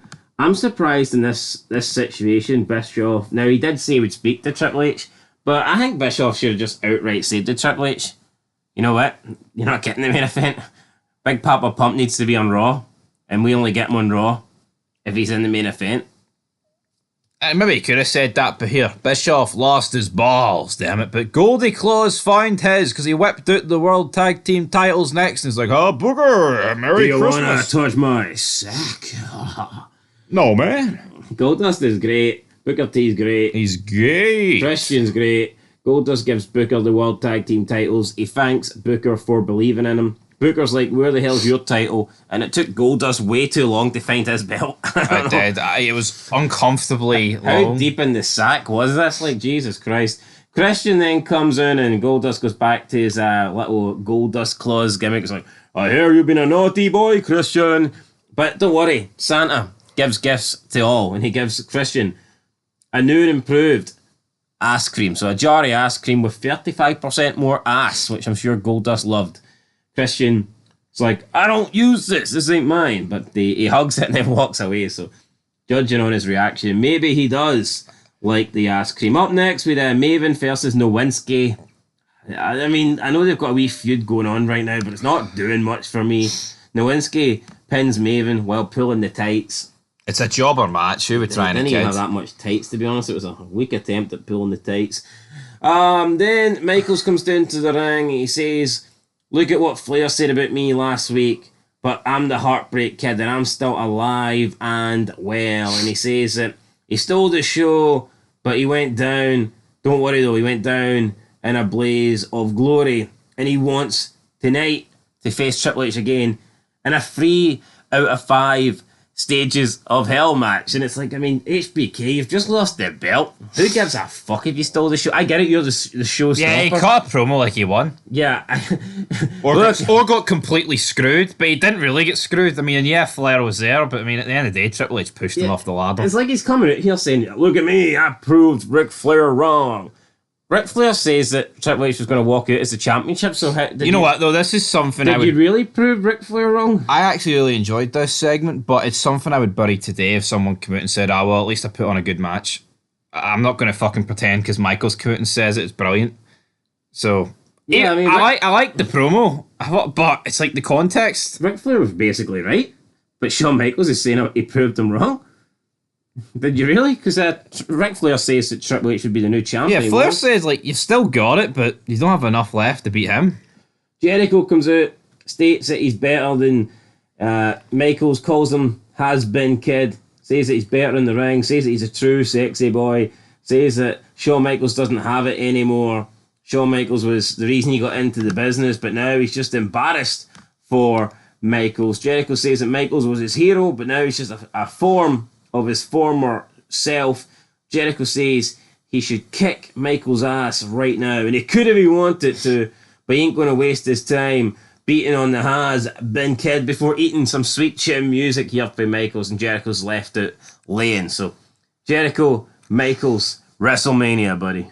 Looking forward to it. It'll be a great wee match, and here, pretty long feud they're building up here from the end of 2002, but it's worth Mania matches. Just Michaels, maybe reel in on the I'm the showstopper even when I lose talk, because that doesn't really work for me. But Christian against Goldust up next, especially when you've lost the world title. Yes, the world title. I mean, if it's just a match, then I could almost accept it. Yeah, but when you lose the belt against your arch nemesis, I mean, come on, buddy. But the priority here should be winning the match and keeping the championship, even if it means you put on a poor display. Even if it means your opponent was better than you in the night. Do you think Triple H cares? Nope. Do you think Triple H is going, you know what? Shawn performed better than me last night and I'm not happy about it. Triple H only cares about walking out with the title. And that's the way it should be. I mean, I like Shawn Michaels, but I thought he was way too happy and way too confident in his performance and his ability, considering he's coming off a loss. He is. But here, maybe he's going to be wrestling more matches on Monday Night Raw now. He's back. But Christian wrestled a match and he beat Goldust, even though he used his arms to put them on the ropes. But Goldust was always going to lose this match, man. Christian, I think once you win the tag belts or a title, you do seem to lose, especially in a tag team. Yep. Christian with big tubby ass cream getting the victory over Goldust. Then we go backstage. Eric Bischoff is with Triple H. She says, look, you're great. You shouldn't have to wait to the main event. let's go now. Triple H ain't buying it. Triple H knows that Bischoff is doing something here. Would that work at the pay-per-view? Here, nah, you don't want the main event match. Do it now. You're too good for that. What? Yeah, probably not. Triple H says, nah, look, if you do anything, if I don't get the main event, I'm going to pull a Stone Cold Steve Austin on you and leave. So, there you go. Another wee Austin burn there. Yeah, Triple H just won the belt, and now he's threatening to walk out. And I think you can tell that Austin maybe is due a return soon based on the Austin references. There's been quite a few of them dropped. There has been, but would you say one was set? Would you say Austin's return was set in motion here, or it could just be a plan by McMahon. Look, keep name dropping Austin, and maybe he'll come back. Plan by McMahon or not? What is Finney Mac? I'm missing him. Backstage, we've got Ric Flair, Batista, and 3-minute warning. Flair gives a pep talk to the trio of monsters before their match with RVD and Kane. In the parking lot, Chief Morley wants Terry to let him know when Scott Steiner arrives. I mean, he had to ask her 3 times. It was a bit unnecessary. Didn't do much for me. No. We got an interview with Kane and RVD. Coach was asking them about their match, but every time Kane tried to give an intense response, RVD was calmly translating what Kane actually meant. Kane took this as mocking him. RVD's like, no, bro, you got it all wrong. Me and you are cool. I like Kane and RVD as a tag team. And online World of Wrestling labels it could be possibly heading for a heel turn soon. Well, pretty much stems from that, doesn't it? RVD and Kane's wee tag team. I think so. That's pretty much where it comes from. I always remember that image of Van Damme sitting on his arse and Kane taking the mask off. Kane grabs Coach by the throat, pushes him down, and says it's going to be a cruel and painful world. Disneyland reference or some shit like that. Handicap tag team match. Batista walks out. Kane and RVD get the win, and there you go. Kane and RVD picking up a victory. 3-minute warning. They're done. Yeah, they're fucked. They are swimming in the deep water without a paddle. But if we're being completely honest with it here, they've been shit since they started wrestling. Oh, they worked when but at least they were winning matches. Now they're not winning anything. True, but I think it just worked when they were coming out attacking people. See, once they've just become this tag team that wrestles, they just cannot buy a victory. That just shows you that wrestling and everything.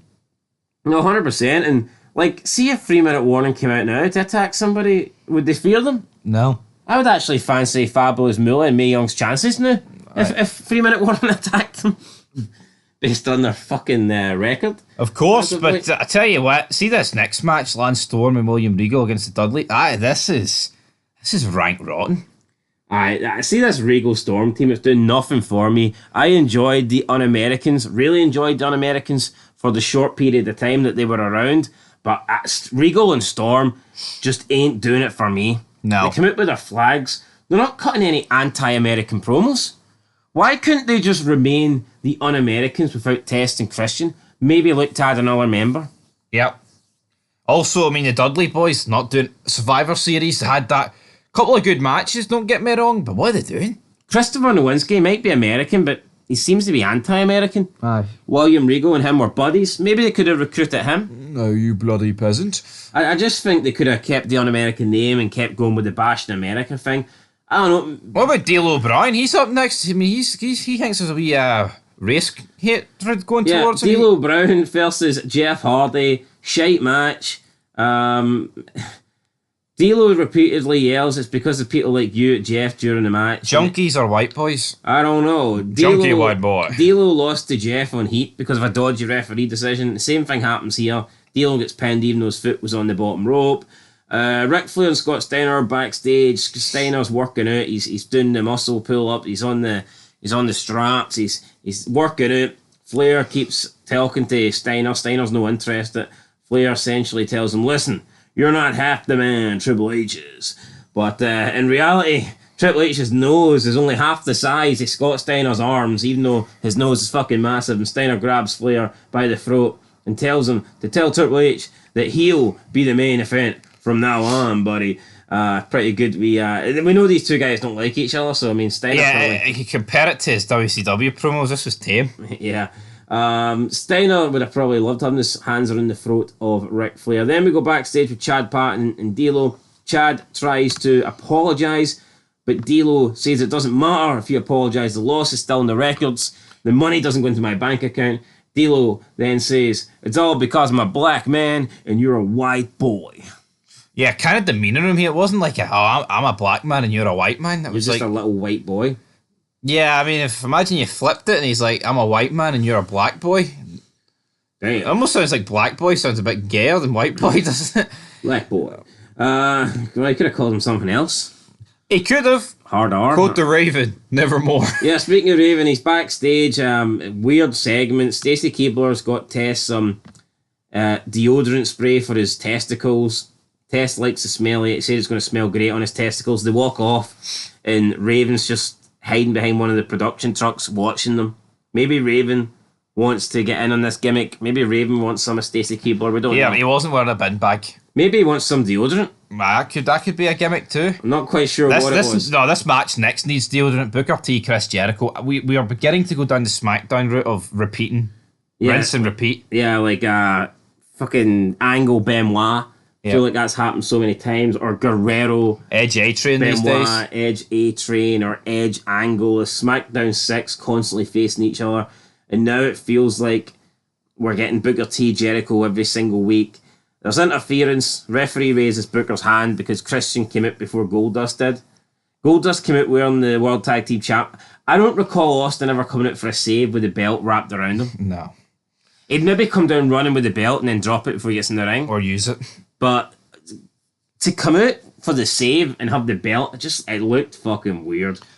Especially on his wee latex attire. I don't know, I just add it to it. But here, I have not raised his hand to Booker T because, Christian interfered first. I'm going to assume that's what they've went for here. Chief Morley then says, I made a mistake, Steiner. I gave you the main event when Triple H already had it, big man. We'll do it next week. You'll sign the contract next week. And Steiner's like, what?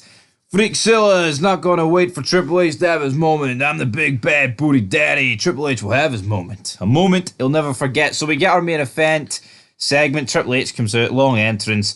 Big ass video package here. Time to play the game. Time to. Why is Bischoff kissing Triple H's ass after months of standing up to him and not giving him favourable treatment apart from awarding him the title in the first place? Yeah. I don't know why Bischoff was so far up Triple H here. He never did this for Shawn Michaels. Triple H lists everyone he's beat, right? Puts in Austin again, Rock, Foley, blah, blah, blah. Steiner comes out. He wants a title shot. Triple H is like, you have to earn a title shot. This ain't like that company down south in Georgia, WCW. Hold on, right? Bischoff gave you the fucking belt.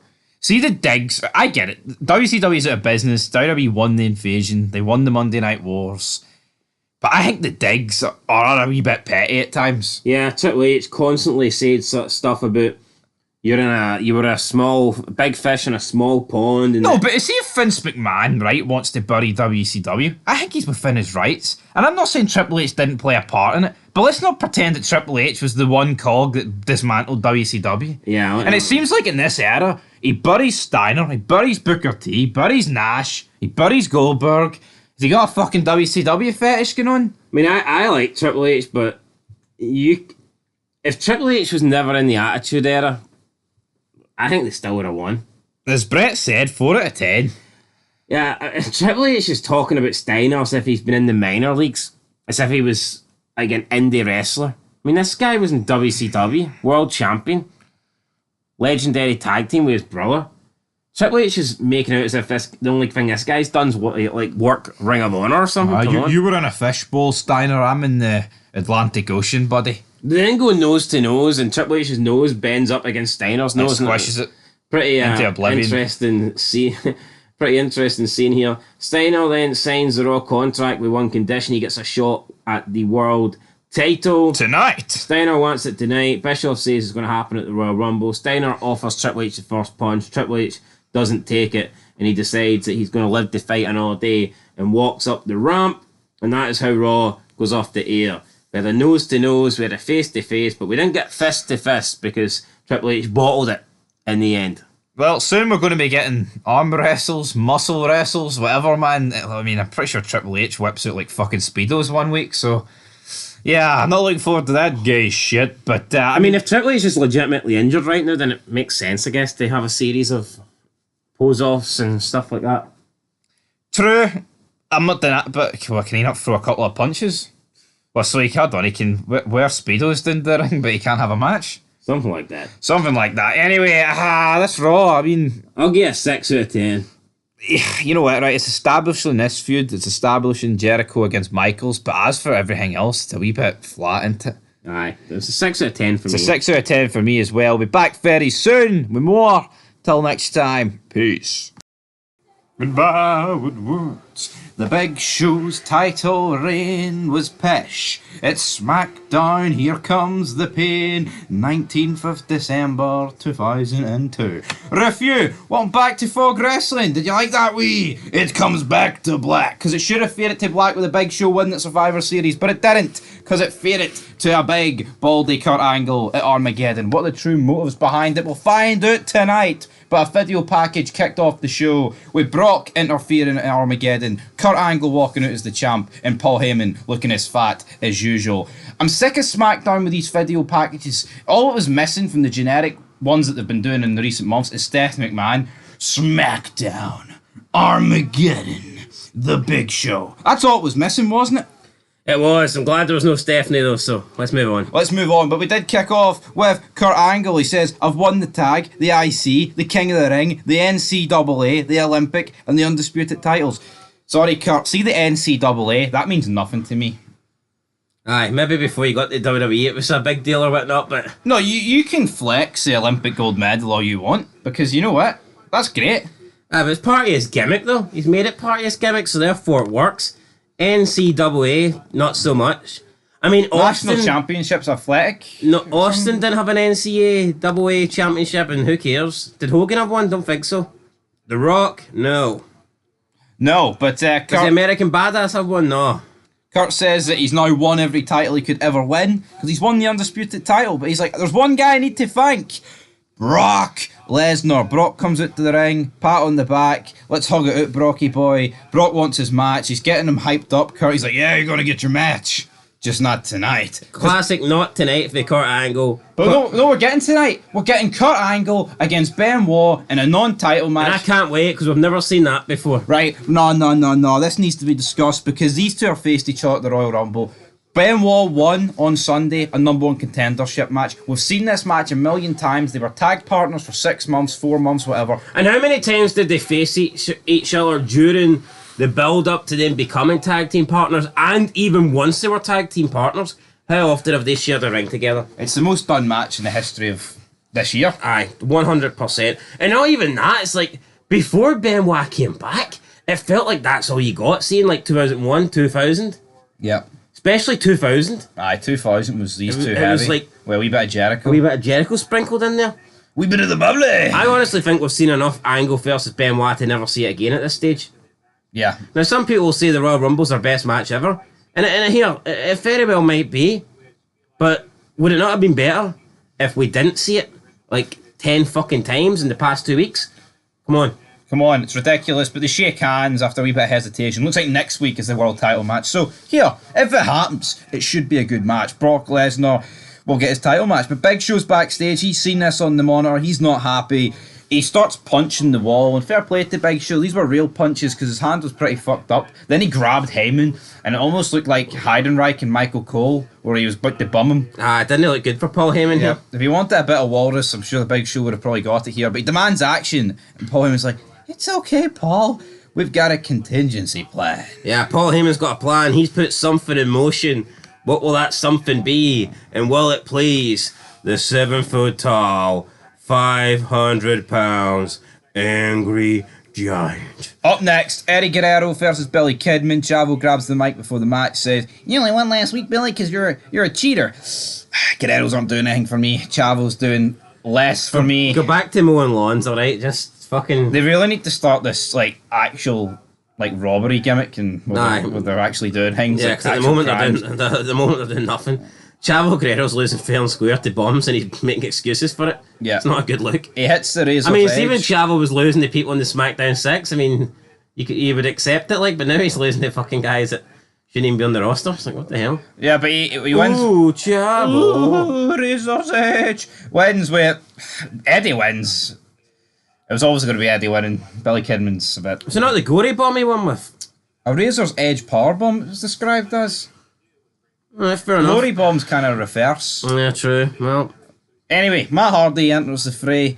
Of course, he's yeah. got a bit of a black eye. Says, "Oh, don't worry about it. Just a couple of Mattitude followers that jumped him at the hotel." But he's ready to compete against Brock Lesnar. It's a bit pish, isn't it? If a couple of Mattitude followers can do that kind of damage. If a couple of Mattitude followers can give you a black eye, then what's Brock Lesnar going to do to you? Exactly. Whoa, I know, a bit poor that his own followers battered him. I know. Oh well, at least it's not gold, does he? Give you a brown eye. Anyway, let's move on. Let's talk about B Squared and John Cena. They come to the ring. I actually enjoyed this rap. I think you can see this rap going places already at this point, like the gimmick. Aye, I'm sure he'll improve with time. I mean, some of the lines are good, some of the lines aren't so good, but every line, Cena's worst line so far has been better than Rikishi's best, and aye, if that's who he stole the gimmick off on the bus, then that's the only time I'm going to approve of theft and robbery. Hopefully the bus is still in the station because Chuck Palumbo needs to go. Cena shouldn't need to cheat to beat Chuck Palumbo. Chuck Palumbo, big Chuck, yeah, I mean, fucking hell, Chuck Palumbo. Why can't Cena get a legit win here over Palumbo? Not even after the match, man. Palumbo cleared the house. Cleared the ring. He did, and then Rikishi came down and helped him a wee bit, but it was more Palumbo. Up next, we've got a Tori Wilson interview. Palumbo pummeled Cena. Aye, and Rikishi's shot on both of them, but yeah, we've got Michael Cole interviewing Tori Wilson here, and it's just, this feud, is it ran its course at this point? They're promising more footage tonight from Armageddon, which we'll get to in a bit.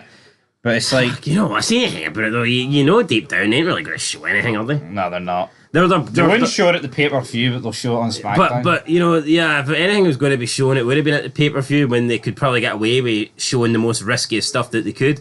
But this is all just they're dragging it along, man. They're desperate to try and get us to stay interested here, promising us this, promising us that. But I mean, I think we just know realistically there is nothing happening here. Nope, Tori says she couldn't hike the one guy, couldn't break her heart. Could, and he did. And it's Al Wilson. She says, "I'm very sexual, but I'm not a predator. And I'm not a sexual predator, but Dawn Marie, you are." So it's fucking weird that we've got two young women here. Or maybe Tori's a bit younger than Dawn. Out of the three, there's one sexual predator. Yeah, it's like, I mean, see if you lined these three up and went, one of these people is a sexual predator. I'm sorry, but everyone out the lineup would just pick out Al Wilson. It's Al. But he's the one in the story that's not the sexual predator. It's fucking weird. Well, maybe he still is. But he's been portrayed as the one that's innocent. He's like Joe Biden. He doesn't fucking know where he is. He's just there. Aye, he's... And also, incognito. I don't really agree I don't really agree with Tori Wilson saying that Al broke up. I mean, what's he done? Not done much, has he? I mean, he doesn't want to. Could you not argue that he's breaking his heart because she's not accepting his new girlfriend or potential wife? And yeah, Dawn Marie's out here, right? The wedding's in 2 weeks.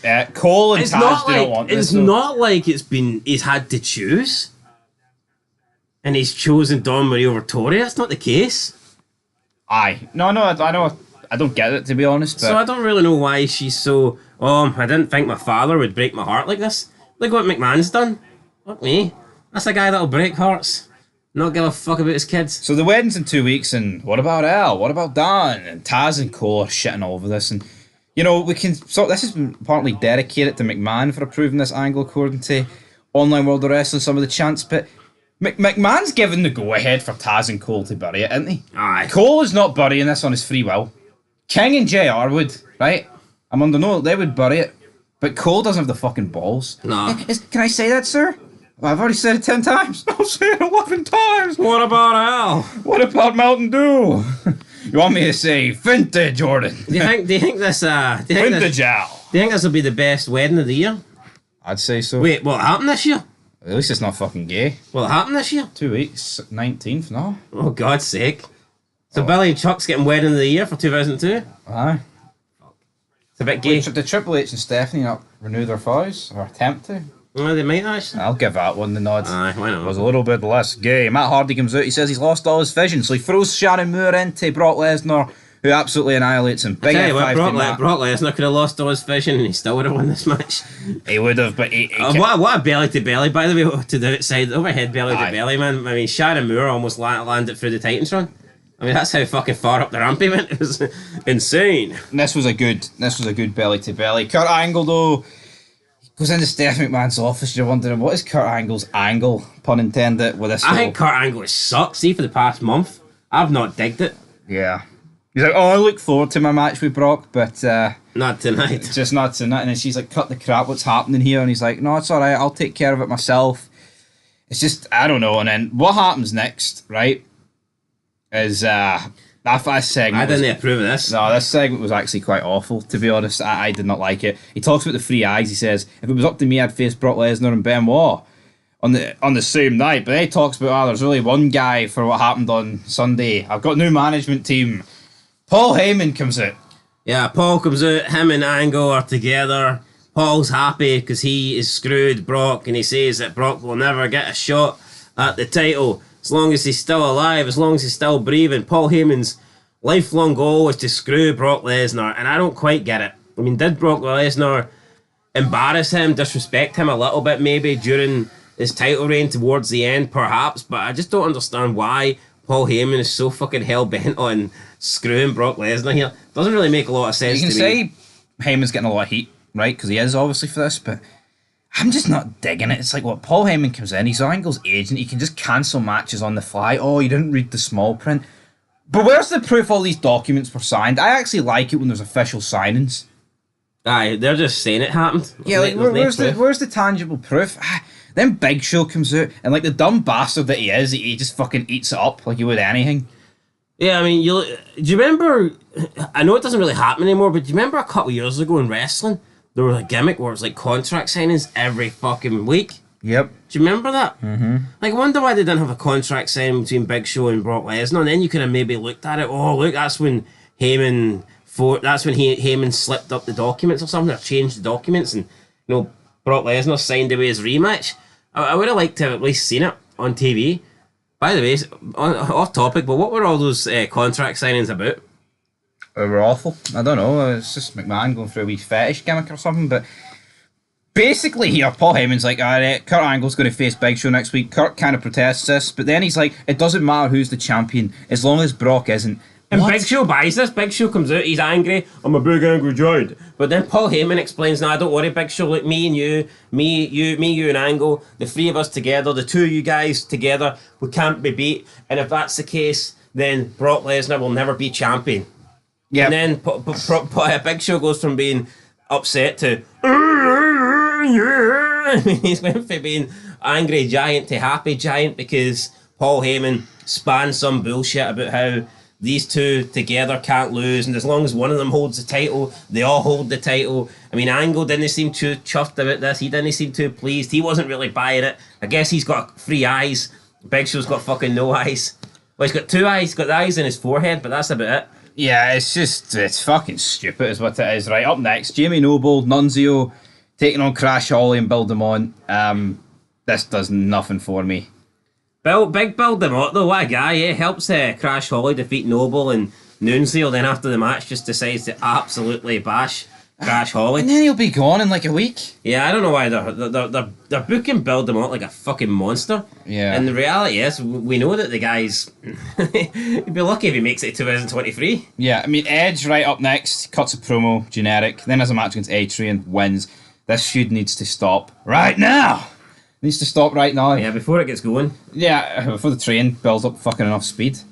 Yeah, the train's still leaving the platform, 9 3/4. I wish I couldn't see it. Anyway, Edge wins. No, Edge should be in the main event picture. And he's not. Like, if the Big Show's in it, then why can't Edge be in it? It's just me or does A-Train feel like he's losing momentum already, though? Aye, the train's going uphill and the accelerator's no on. I mean, it's a runaway train. Main event next, right? Just don't care. I really don't fucking care for this. It's Kurt Angle with Paul Heyman versus Chris Benoit.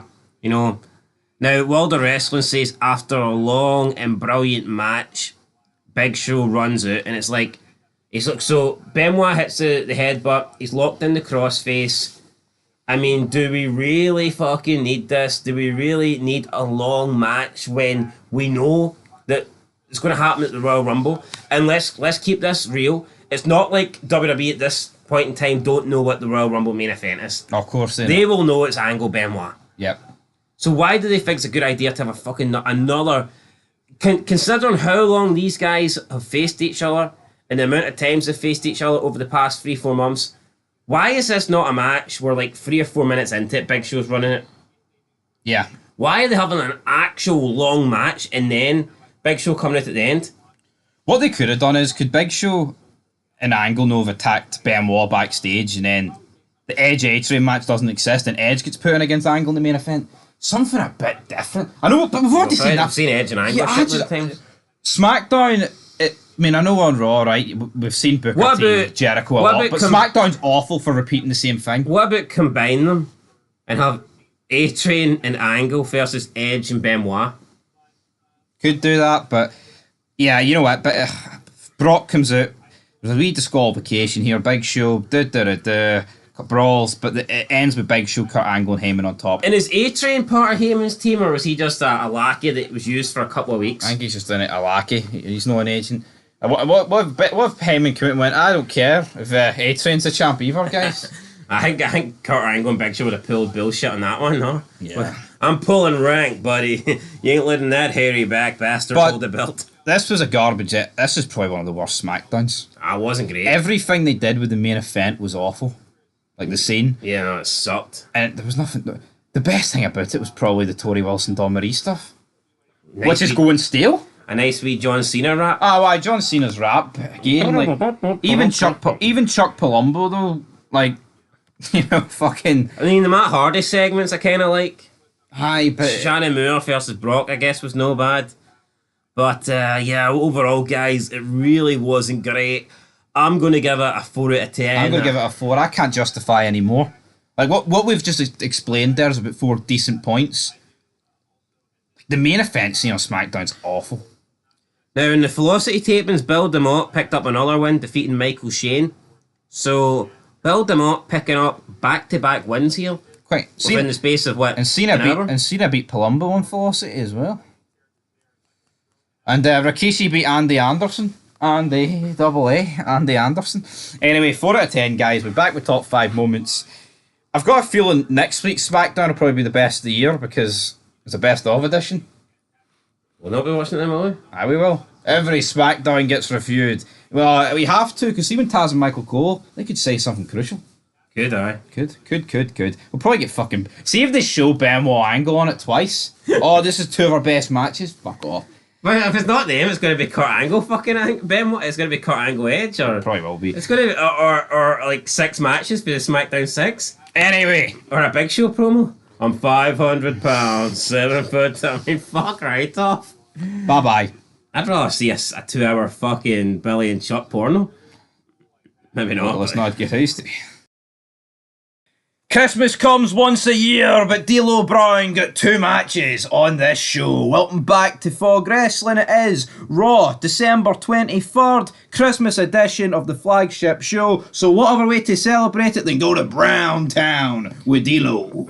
Brown Town twice in the same night. What more could you want? Christmas is almost like we all misbehaved. As if this is the present that we got. Santa really did a number on us here. Yep, he left a big pile of shite in our stockings, and maybe that's Vince McMahon's gimmick, guys. This is like the first retro review since McMahon's allegations have come out. So yeah, there's going to be a lot of shite puns and all that good stuff. But let's kick off with the Raw kickoff, which was a video package of Triple H and the appreciation ceremony they did for him, which I thought was embarrassing last week. But here, let's look at it again, because Big Papa Pump was there. Wasn't he? Yeah, I mean, appreciation. What are we appreciating for Triple H? I don't get it. Yeah, what, he got the belt handed to him? His nose?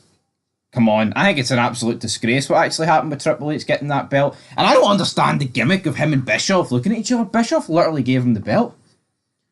It would be like The Rock in current day being pissed with Cody Rhodes for giving him the Mania main event. I wanted to earn it, Cody. Yeah, I don't get it. Eric Bischoff has handed Triple H the title and Triple H is still no happy. We have a tag team match though with Kane and Rob Van Dam, the newly found team. They will be giving each other gifts later on in the show, so make sure to stay tuned for that. They're taking on 3-minute warning. These 3 3-minute warning, they are done. After the match, right, Rico can push them and try and hype them up and say we need to work together. It looked like they were going to turn on Rico. These three need released. I'm going to go as far as saying that, man. I've never seen a tag team come in with so much hype, and then as soon as they begin to actually work, they just die off. And this is proof that wrestling in the actual ring ain't everything. These guys were great attacking people, beatdowns on decrepit bastards and old people like Jimmy Snuka, Mae Young, Fabulous Mueller. Why did you differentiate between decrepit bastards and old people as if it's two different brackets? I mean, I guess draws. Isn't I know, really but like, couldn't Snuck? I didn't attack draws. I mean, couldn't Snuka, Mae Young, and Mueller just all be in both? Snuka at this point's not decrepit. He's old. He may as well be. Well, you can argue Mae Young's not decrepit. Is Mick Foley not decrepit at this point? So I mean, the guy can probably walk down the ring in his baggy fucking tracky bottoms. Mick Foley can still put on a fucking 5-star match. No, but I actually wanted Rosie and Jamal to split up here with Rico, but it was like a double down. And it was a double Brown down, that's what it felt like. Brown down. I mean, Rico's slapping the shit out of them and they just accept it. Pretty weird. I mean, I was going to say bring them back for the bloodline feud in real life, but both of them are dead, which is mad to think. I don't think Rosie's dead. No, I'm pretty sure he is. I don't think he is. No, yeah, he definitely is, because that's Roman Reigns' brother. Is he? Yeah, he's dead. That's mental. Sad that they're both dead, but here I actually think they've got done dirty here on Raw. But talking of getting done dirty, Spike Dudley walks in backstage on Eric Bischoff and Sean Morley. They're talking about Triple H calling out Steiner. But then Spike gets Billy Big Balls and confronts these two about Regal knocking out Devon with the brass knucks. He's like, well, what are the Dudleys in? Yeah, why is Devon not complaining? Why is Spike doing the Dudley dirty work? This just felt very out of place. It was almost like they just needed a reason to book Spike in a match tonight, so they have Spike complaining about this. Like, Spike's complaining, but the Dudleys aren't. Well, technically he is a Dudley, but you have a point. Why is Bubba and Devon not complaining about this? Yeah, I mean, maybe you could argue, right, Devon's knocked out, but what about Bubba? Bubba's perfectly fine. We have Stacey Keebler and D'Lo Brown backstage. There's no Raven this week. Again, where's the follow-up with Raven? Like 2 weeks ago, he was there in the parking lot, and now he's not there. Who knows? Maybe Raven was supposed to get one of D'Lo Brown's matches, and he no-showed, and D'Lo had to work both. I don't know, but she says her hands are full with testicles, so she can't really do anything about D'Lo Brown's career. So we get the first of the best of two series here between Test and D'Lo Brown. It's an absolute... So nice, we had to do it twice. I know the worst thing about it is it's not two matches with the two same people. It's literally the exact same match. Yeah, they copied the same fucking spots. There was actually... It was getting close to the point in the rematch where I was actually going to have to make sure that the episode hadn't rewinded by accident. Yeah. It was getting dangerously close to... They changed one spot during the match. In the first match, D'Lo Brown jumps through the ropes, gets his ankles and feet caught, and just fucking face plants. Like a Randy Orton was doing the DDT through the ropes. He didn't do that in the second match. But they did the same spot where he chased Stacey around the ring. But the first match... He did the same spot where it looks like he's going to get screwed, and he grabs the bottom rope.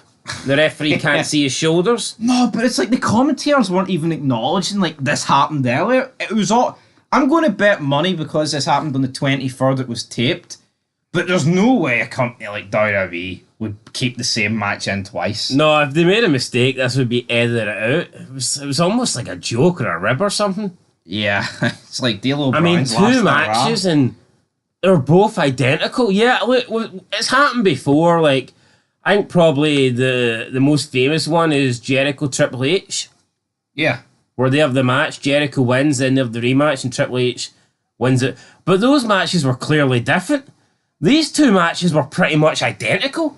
Very obviously outside of... Remember in like 2009, Morrison against Triple H had a table match, and they redid the spot like at the end of the show where Morrison went through the table. Do you remember that? No. No, but it's kind of like that where they just go out and redo a match just to fix one spot. But I don't know what spot was so horribly bad in the first match they had to redo. And they kept it in? So how could it be that bad? I do not get any of this, right? But this was a crazy edition of Raw, because guess what? Main event, we're getting JR and the King taking on Bischoff and Chief Morley. But will it be those two? We'll have to wait and see. But what a main event. What a fucking tag. No, it's brilliant. But Bischoff, he announces the Royal Rumble, the main event, Triple H Steiner, it's official world title, 15 superstars for Raw and 15 superstars from SmackDown are going to be in the Royal Rumble. I'm looking forward to some good old school qualifying matches, are you? Alright, old school qualifying matches, but Bischoff tells Lawler that Jesse Ventura will be available soon, and he tells Jim Ross that he's got Tony Schiavone's number on speed dial. The only problem is, Tony Schiavone and Jesse Ventura, as good as they might be at doing their thing, they just don't compare to Jim Ross and Lawler. So, I mean, it doesn't matter who Bischoff's got on speed dial. He could have 20 million commentators on speed dial. He's not going to do a better combination than JR and Lawler. No, they're not, right? And I think this show was in Oklahoma, wasn't it? I think this is the show where JR's getting the whole trumpet band with the two guys going right, I get it. They want to obviously play on the fact that JR, right, is in fact like the hometown hero. It's mad that a commentator gets this reception, but King is a heel. Why is Bischoff and Morley fucking King over when all King has done is praise their work? Well, King is a heel, but when it comes to good old JR, he's a tweener. I think King was a heel in the 90s.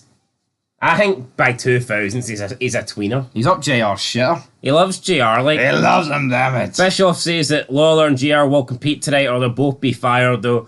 JR's panicking throughout the whole night. It's Christmas, Jerry. I can't afford to lose my job. All these title matches, and he's like, fuck it, I don't give a damn. Fuck the Rumble up it tonight. Lawler says, don't worry, I'm the one that got you into this, and I'll try and get you out of it.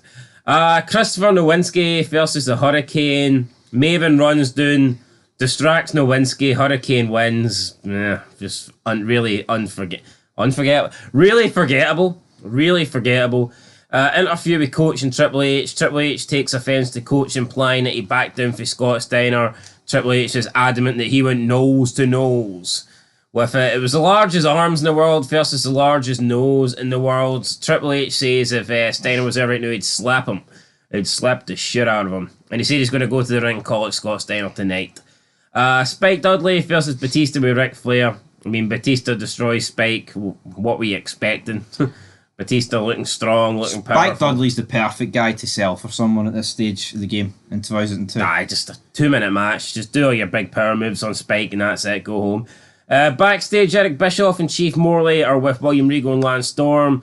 They're laughing about how Spike just got taken care of. Morley says that JR and the King will learn a lesson tonight they'll never forget.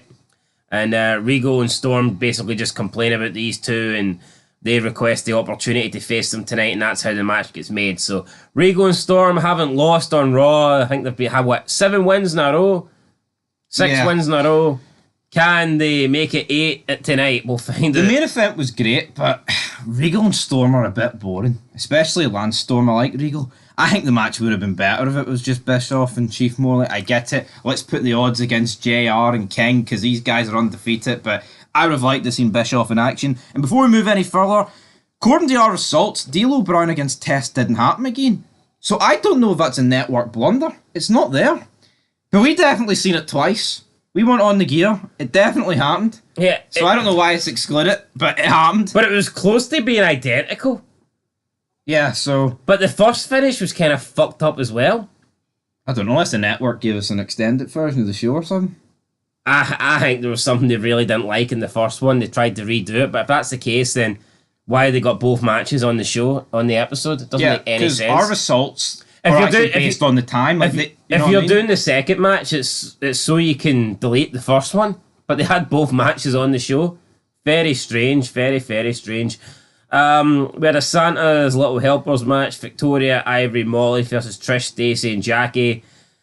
Team Stacey win.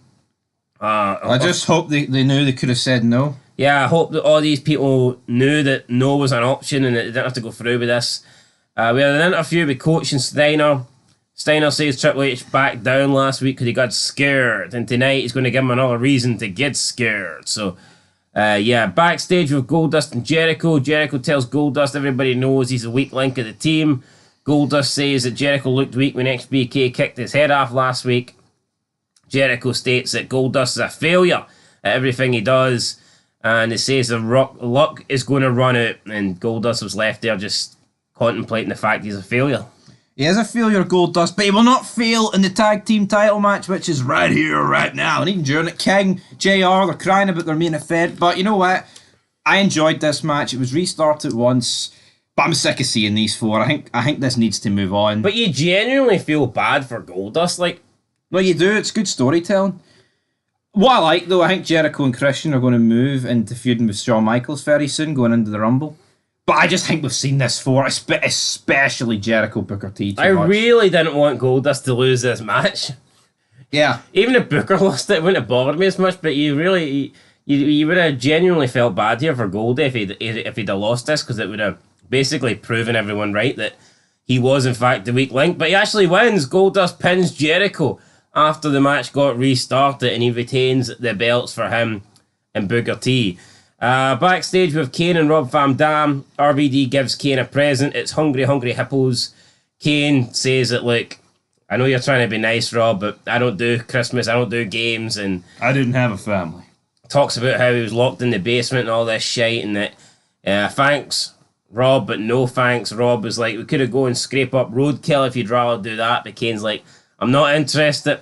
I'm just going to go home. And Kane leaves, and Rob's like, damn, I know I should have got snakes and ladders. So Rob thinks he got the wrong game. I like comedy like that. Like self-aware comedy. I like that. Nah, Rob's just got it. Like Rob Van Dam pulls this off. There's so many people. Imagine Lance Storm trying to deliver this. Damn, I should have got snakes and ladders. Backstage, we have Triple H and Ric Flair. Flair tells Triple H that Steiner's a loose cannon and urges him to wait for the Rumble. But Triple H doesn't care. He says he's going to call it Scott Steiner tonight. So there you go. Aye, loose cannon.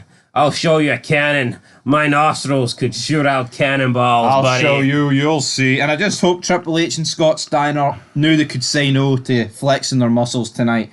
It's important that you can say no to Vince and Kennedy McMahon. Unless you want to get shit on. So yeah, they come out. Triple H says he's the best in the business. He's not afraid of Steiner. Steiner comes out and Triple H challenges Steiner, but not to a match. We're going to get an arm wrestling contest instead. So yeah, they bring in the equipment. Both guys lock up arms, and Triple H looks like he's going to win. He's all happy. He's got a nice smile on his face. But then we see Steiner's smile just appear, and it turns out that Steiner's messing about with Triple H, and then he just puts his arm down, has a rematch, puts his arm down again, and just keeps smashing his arm down, and Steiner wins the arm wrestling contest. That's what I like about this feud, though. Every week it's unique. It's something new. Like next week, I think it's like a pose off. Why can't they do this in real life? I get it. Not everyone today has a physique to do a pose off. Like, I mean, who? Barely anybody has a physique to do a fucking But like, pose. I remember like Triple H did this with Khali. It just adds something. You know, it's like mind games. It's just like, see, today it's cookie cutter. What do you want to talk about? and then- Same shit every next week. week they sign the contract. Would you not like to see Roman Reigns and The Rock have a fucking arm wrestle? Oh, next week, Drew McIntyre calls out CM Punk. Next week, CM Punk confronts Cody Rhodes. Fucking boring. Although if Punk did an arm wrestle, his fucking tricep would probably fly into next week, so can't do that, buddy. But up next, right, we've got the greatest. Tell you what, this might make my top 10 matches of 2002. For JR's entrance and also the ending of the match alone, these guys played their hearts out. You talk about entrances in wrestling like Limp Bizkit, Motorhead, etc. that were played live. This was WrestleMania worthy. This was. No, fucking the two guys with the trumpets, man. They were going up and down. It just panned to them, man. Their faces like beetroot. Like JR's red top.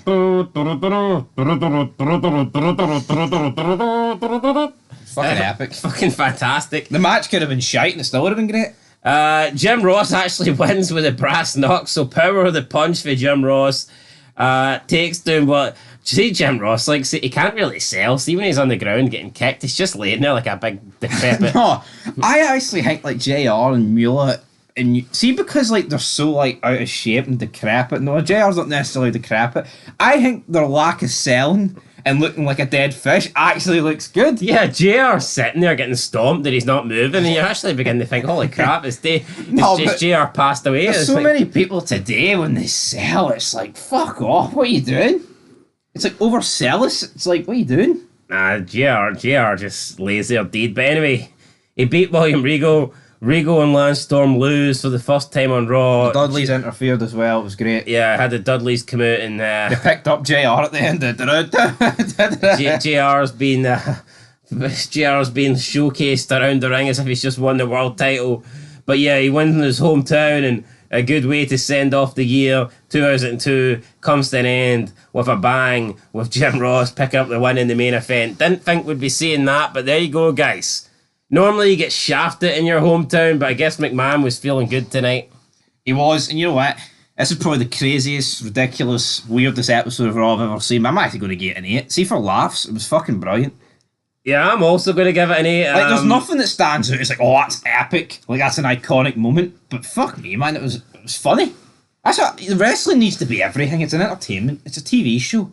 It needs to bring everything to the table, and it did. I would have almost brought it a downer rating for the Test D'Lo Brown stuff, but it was so weird seeing it twice, and it was the circumstances behind it. I'm going to give it a pass. No, the botches were great. D'Lo was done. Every move he did was pish.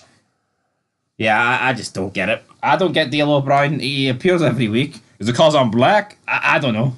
Maybe he's whipped it. But it's mental. Like, see if they sent them back out to have a better match. The second match was just as bad. It was like, what were they doing? What were they doing? Anyway, guys, 8 out of 10. The best show we've seen probably since Survivor Series, I'd say. Aye, definitely. It was right up there. Love Jim Ross. What a tag. Put the belts on them. Jim Ross and King.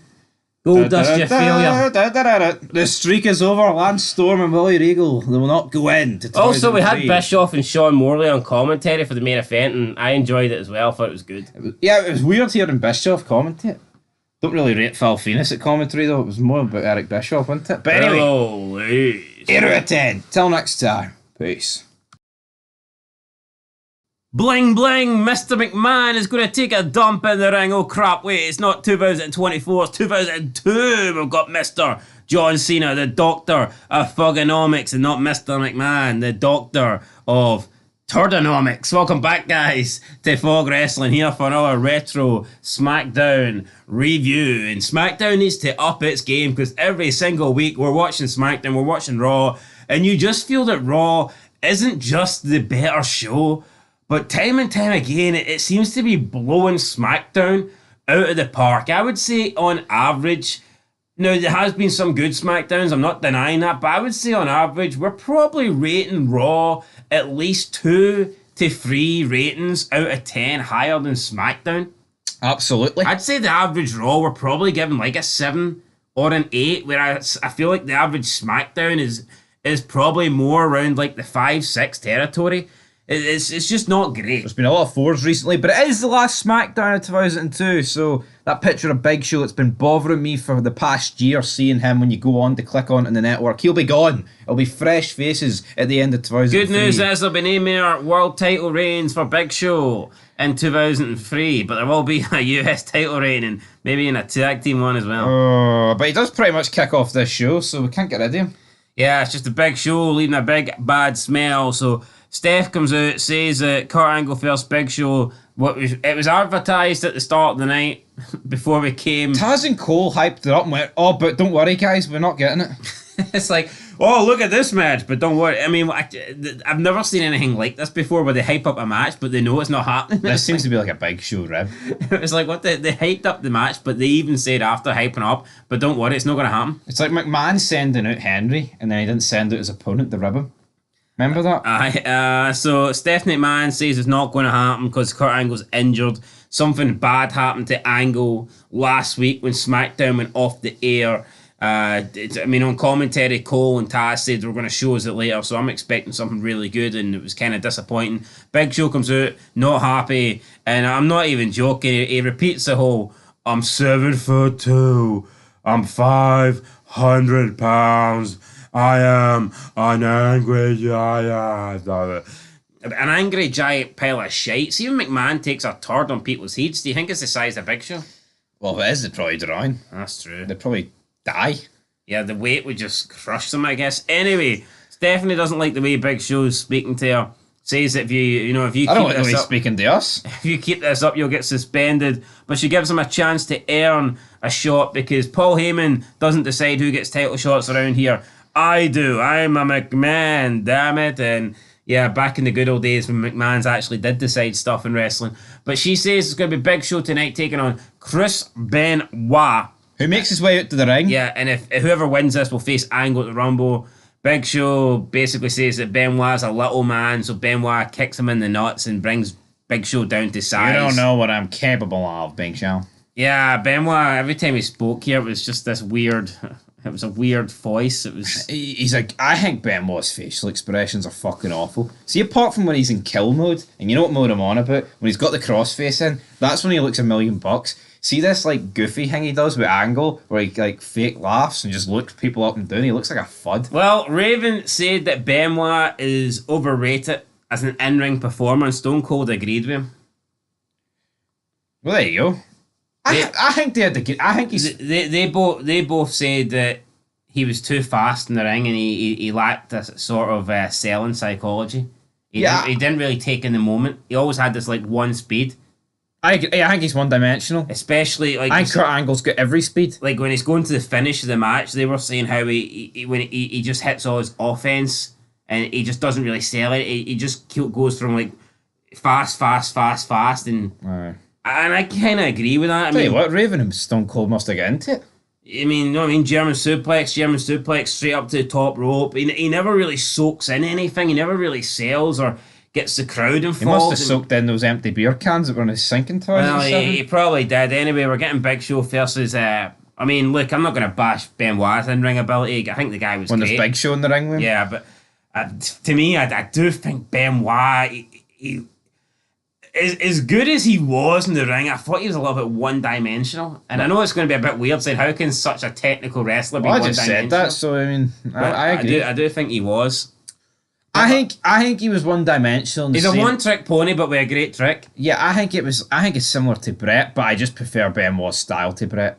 I would rather be fast than slow as fuck. Yeah, if Brett was slow. If we're going to argue that Benoit was maybe just a little bit too fast, then I think we can certainly argue that Brett was a little bit too slow. Well, let's put the brakes on, because it's Bill DeMont against Crash. Put the brakes on, we're going to crash. Yeah, he beat him. That's it. That's about it. Bill DeMont getting a great push here for the past couple of weeks. I don't know how much longer it's going to last, but yeah, he's burying everybody on SmackDown. Backstage, we have Dawn Marie and Al Wilson, a.k.a. Mr. Charismatic, according to Online World of Wrestling. Yeah, there's Al Wilson, not the greatest performer. Yeah, he speaks like he's been there for months, man. You think he would have like learned a thing or two, but he's got a big bottle of Viagra, so maybe he'll learn a thing or two later on tonight. Is he the worst promo guy in wrestling right now? In this era? Aye.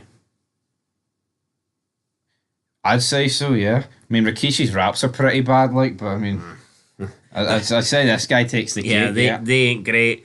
But yeah, Dawn gives them a camcorder for that's the wedding present, and she says that basically we can capture a honeymoon. So sex tape coming up. In the ring, it's Matt Hardy and Shannon Moore. Matt says that Brock Lesnar's a problem. He's been destroying SmackDown. Next week, Matt's going to destroy Brock Lesnar. But then he attacks Shannon Moore. Says he was proud of him, but obviously not. Beats him up. Shannon Moore upset that his best friend's turned his back on him. Matt, I mean, he was already a heel, so I can't really say he's turned heel. I'm going to assume these two must like reunite, because it seems like a very short period they were together here. Yeah, maybe Matt Hardy just, not happy that Shannon Moore lost to Brock Lesnar, but I imagine most people would lose to Brock Lesnar, so didn't quite get it. Tag team title match up next. Los Guerreros versus Edge and Billy Kidman. We got the spot in the match where Los Guerreros tried to leave, and the referee says if they lose by count out, they lose the belts. Not like we haven't heard this before. Nope, never heard it before. Not like I've did it about 10 times on Raw in recent months and recent weeks. But no, I don't get, right? They haven't even really started the whole lie, cheating and stealing. Surely they should need to win a few matches doing this first in order for this rule to come out. Yeah. But we haven't seen them actually lose by count out yet. Yeah, like what are they going to do when this comes in? No, but we haven't actually seen them lose by count. Surely they should have surely the Guerreros should have intentionally lost a few matches now by count out and by DQ for this rule to be implemented. No, absolutely, but here, this is where they're booking it. I don't agree with this. I mean, the Guerreros when A-Train comes down to the ring, hits Edge with a backbreaker, frog splash on Kidman, 1, 2, 3. Yeah. But does it not have a bigger effect if a couple weeks in a row the Guerreros just walk out and they take the count out loss? No, absolutely it does. And then like a month later, after a month of doing it, they're halfway up the ramp and the announcement gets made that if they get count out, they'll lose the belts. And then you really do feel like it's a shocking announcement and that oh, they're going to bust a gut now to get back in the ring. They're in a hard position. They've got a hard decision, but they basically just off the get-go, they announced this straight away. If you just get counted out, you lose the belts. Yeah, it's a weird one for me. It is. But yeah, I mean, they win Los Guerreros. But Edge and Kidman, I've seen these two guys team up recently a lot. It's just the same old faces and the same old feuds on SmackDown, man. And talking of the same old faces, we get the footage for last week. This dragged on for 15 minutes too long. I mean, honestly, just Brock Lesnar beating up... This was my least favourite thing of the show. Yep, just Brock Lesnar beating up Kurt Angle and Big Show and Heyman with no commentary. It was like an 8-minute segment from last week where it was just Brock Lesnar attacking Angle, and like I say, no commentary. It had a wee timer which show you every time a minute had passed, and we thought something like insane happened to Kurt Angle. Literally, it was like an F5 into the ring post, and then Brock chucked him into the barricade knee first. That was it. Nothing spectacular, nothing insane. Not like he got ran over or he got through from 50 feet in the air. None of that shit. I mean, we've seen Brock Lesnar F5 people into fucking ring post before. I'm pretty sure in a couple of months we get Brock Lesnar F5 SmackDowns one and only leg into the ring post and the guy continues and carries on the match. So it makes Angle look like a fucking little bitch. It does. And I just didn't like this. It sucked. It did. It's something that, like, why couldn't we have just seen this last week? It's almost like this is because this is the Boxing Day edition. This is all, I mean, SmackDown's taped anyway. I think this was just, alright, we've got to fill this show up with something. And the next thing felt like filler. Paul Heyman wheels out Angle. Angle's in the ring. He's in a cast. He's in braces.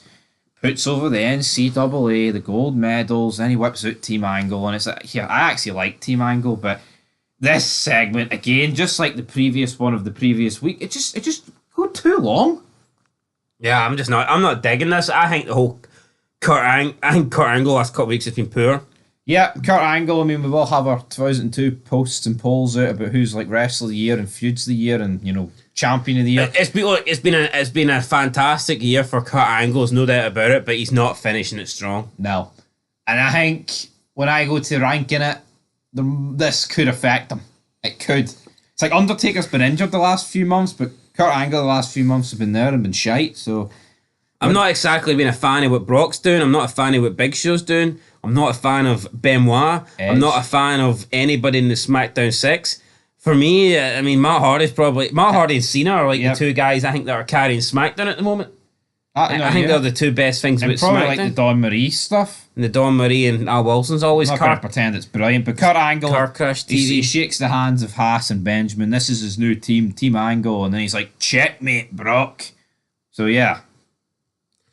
Just because Paul Heyman whipped out two fucking 6 foot guys at 200 pounds, that means Brock Lesnar's screwed.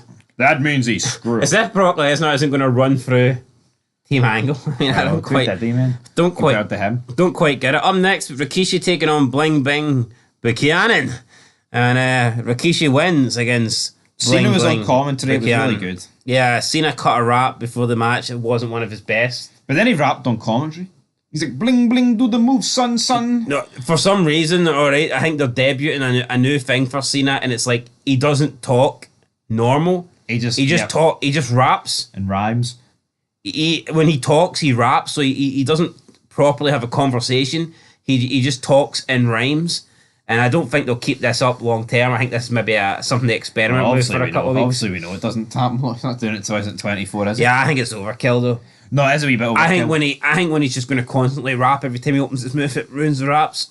Yep, but I enjoyed this match. I think this feud's actually been pretty good. But anyway, Rikishi wins with the chain. BK picks up the defeat. Holy shit! Like that, like the chain went. Good night. That was a skull smash in there, right? Up next, we've got Funaki interviewing Tori Wilson. So you, Tori, your father, dirty old perverted bastard. No. That sounds like something more Nakamura would say. Tori, I you know what? Funaki Nakamura is pretty similar. Like Funaki's like the face version, he's like the heel version. Al appears on screen, he's like, "You're invited to the wedding. We have strong father-daughter relationship. It runs on a two-way street." It's a shame it's a one-way street, Al. It's done. You can only go one way. I'm surprised McMahon never tried to get some sort of threesome going on here. Yeah. And then for Al Wilson to fucking shit on them both or something. Backstage, we had Los Guerreros and John Holy shit, Cena. Al Wilson actually said he hopes the child won't be a disgrace like Tori. He's going to have a baby with Dawn Marie. Big Al. Guerreros and John Cena and B2 backstage. Los Guerreros made fun of Cena and B2. They said they had to work for everything they got. This was actually good. They made fun of like Cena's Boston accent. Yeah, Cena is no happy about this, and Los Guerreros tell him to calm down and basically, make fun of the guy and make fun of his rapping. East Coast, West Coast. And that was that. Josh Matthews and Chris Benoit, they have an interview. Benoit, he must have took some sort of gear here. He was off his tits. I don't know. It didn't make any sense. He was like giggling and laughing, and he was putting on a different accent. I don't even. Yeah. See, if you were only watching it, you'd think this was someone not called Chris Benoit. Size doesn't matter to me. I don't care if he's 7 foot tall. I'm 5'10". I'm gonna kill my fucking family. I got a cross face. Daniel. It was weird stuff for Benoit. Hey Daniel, I killed you. Backstage, it was Heyman and Big Show and Angle, and Kurt gave Big Show a pep talk saying that you're the man. You should be the guy challenging me. There's no way Benoit can beat you. And of course, Benoit beats him. So, it's just cringe though that Angle wants to face Big Show, but you've been building up the previous months that like, Brock Lesnar couldn't beat Big Show. He's this indestructible guy, and then as soon as Brock loses, Big Show's now the chicken shit. Well, how long ago was Survivor Series? 6 weeks? Yep, something like that. I mean, come on. Look at what's happened to Big Show in the space of that time. Yeah. I mean, honestly, look at like the last couple of months. He went for getting beat by Tommy Dreamer to fucking injuring like Brock and Taker, dominating, winning the belt to this. I mean, it just shows you how much booking does matter in wrestling.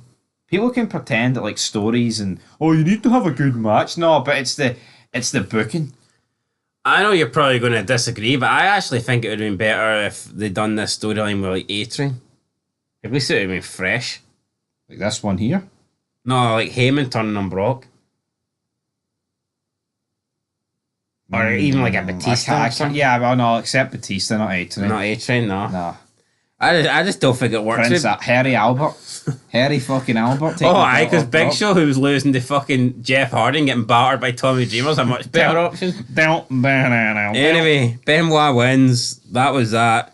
After the match, Benjamin and Haas come out. They attack Benoit. Show goes after the air. Benoit just gets battered like 6-on-1 here. Are we supposed to care? Brock didn't come out and save him. Just a very flat fucking ending, man. Nobody came out to save him. No, like, as flat as the earth, which isn't actually happening, so... No.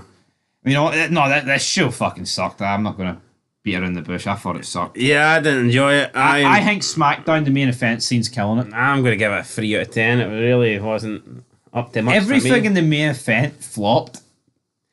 Yeah, but like Al Wilson with Viagra. The problem is the main event kicked off the show, and then we had like a awkward bit in the middle where the main event took over, and then obviously the main event finished in the main event. So, yeah, main event for it's killing me. It wasn't a good show. I'm giving it a 3 out of 10. Yeah, I'm going to give it a 3 out of 10 too, guys. And that's it for SmackDown. I mean, I'd love to go through like the 40 odd episodes we've reviewed this year and do the average rating, but nobody got time for that. Nobody got time for that, player. But anyway, 3 out of 10. Roll on to 2003 Royal Rumble season. Oh yeah, till then. Peace.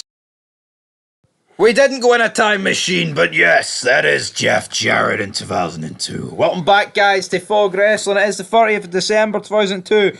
Best of Down a Wee, year in review, hosted by Coach and Terry and Cole and Taz. It was that bad we couldn't even get JR and King. Best of both worlds, but not quite for the Raw side.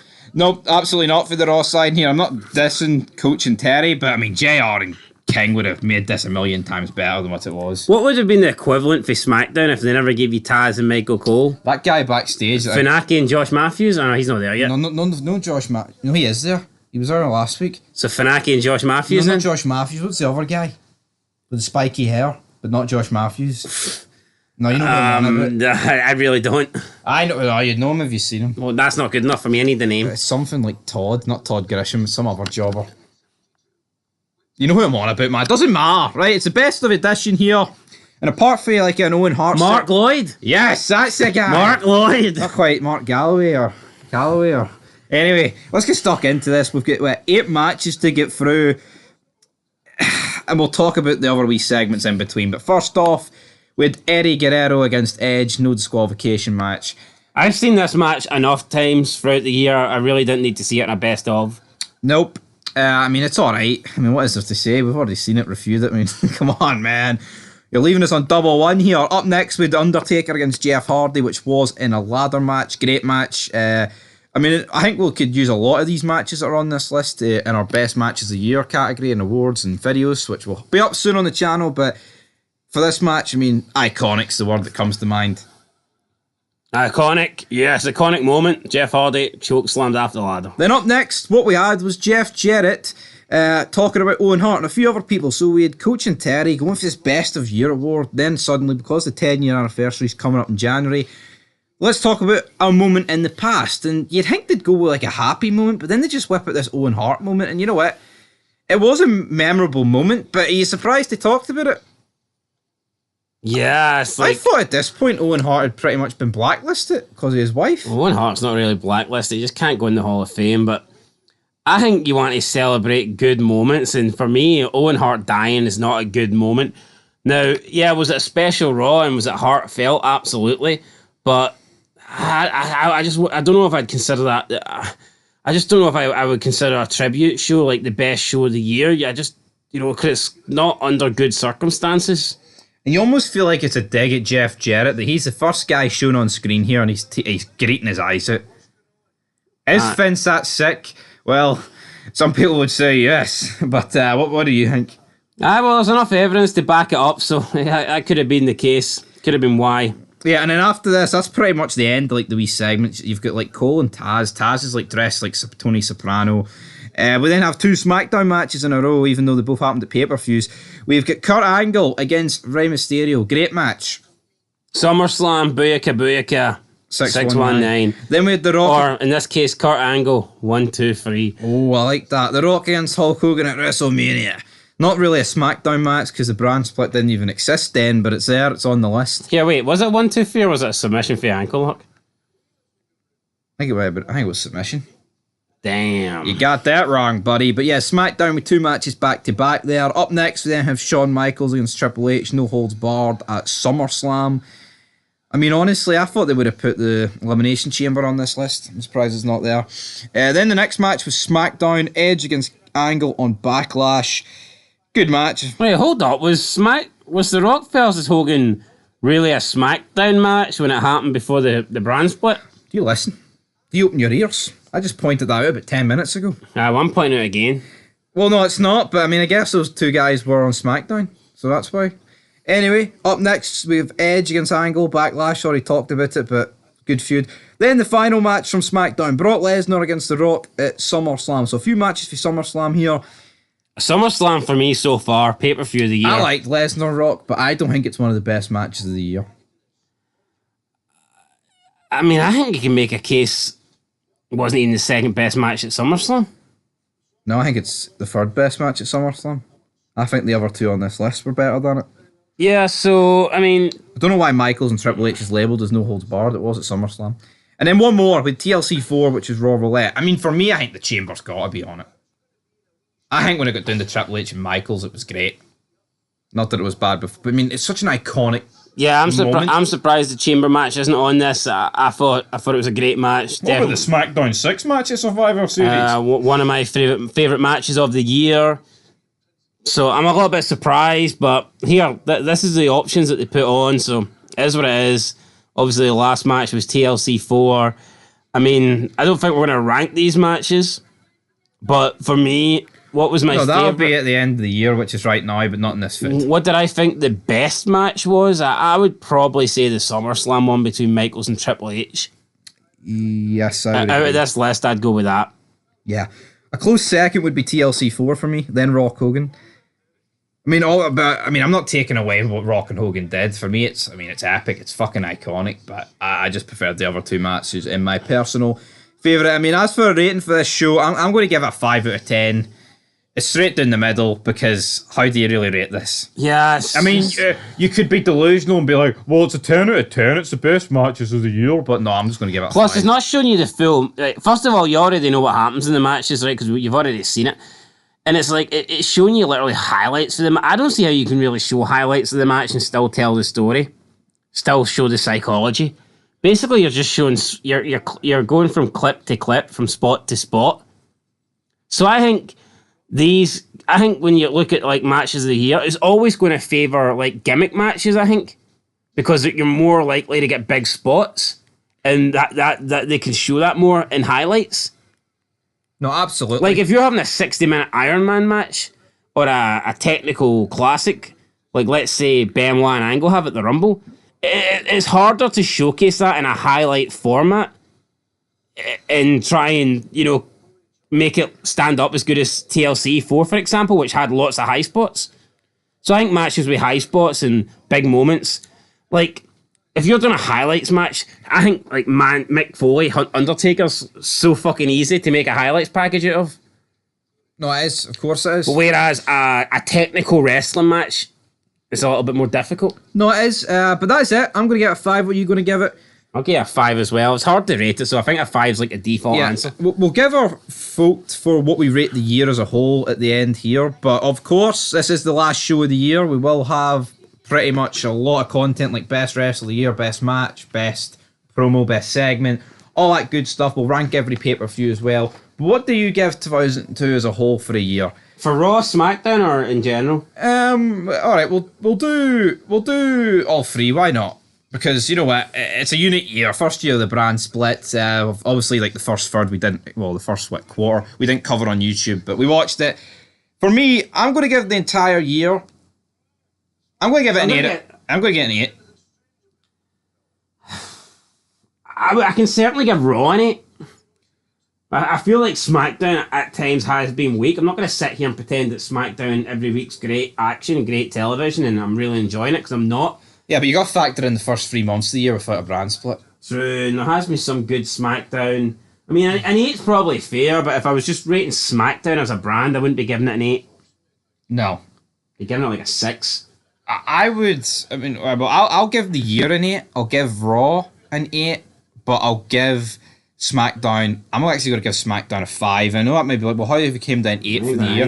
But I think the first 3 months of 2002, I thought the build of the Rumble was epic with Triple H, Taker, Austin, the introduction of the NWO, No Way Out was stacked card, right? WrestleMania. I think it was. I don't think it's the best Mania, but it's still in terms of a card, it's great. I think the NWO getting chased by Austin was great. It's not the best Mania, but you can certainly argue it's stuck in between 2 of the best Manias. Yeah. So therefore, I think WrestleMania 18 is always going to be kind of looked down upon. Aye. I think the draft was fantastic. Plus, I would also argue if you take Rock Hogan out of WrestleMania 18, it goes from being a good Mania to a pretty average Mania. Yeah, I mean, like the draft was brilliant. I thought actually watching the episodes at the beginning of the draft, never seen them before. It was fascinating to watch. I mean, you had like Rock, Hogan and all on the early episodes of SmackDown. Raw at the start was really weak, I thought. With Austin against Flair, it just never worked. But then Bischoff came in, changed things around. So many iconic moments. I can just, off the tip of my tongue, I can name, man. You get the Chamber, Michaels coming back. You've got the NWO. You've got Rock Hogan. You've got the Royal Rumble. Taker's run as champion. That was great. Yeah, you've got all these like memorable spots, ladder matches, TLC 4, SummerSlam, like Rey Mysterio, Kurt Angle getting his head shaved. All these moments, man. It's like, what the fuck do you get today? Hee-haw, guys. But yeah, that's what I'm giving it. What are you giving SmackDown for the year? 6. I'm giving SmackDown a 6, Raw an 8. There we go, guys. That is us. Till next time, this show's getting a 5. 2002, what a year. Will 2003 be better? What's your first prediction on that? I'm going to say, I think people look upon it as a better year. I'm going to say no. Well, Culture actually labelled 2003 as one of the worst years for WWE. Interesting. Well, I just don't fucking see how it's even possible. I don't think there'll be much in it. I think it'll be similar to You're looking at a very similar start to the year with like Austin and Rock and Hogan being there, and then they disappear. Yeah, so I mean, you got a chamber match at SummerSlam. I think 2003 Survivor Series is epic. So we'll have to wait and see, Troops. But until next time, I think you've got the likes of Batista, Orton, Cena. They're all coming into their own a bit more. They're all being showcased. Iron Man match between Brock and Angle. Yeah, no, some good shit. Yeah, no, I think we're going to have some good shit in 2003. So, looking forward to it. Till then, peace.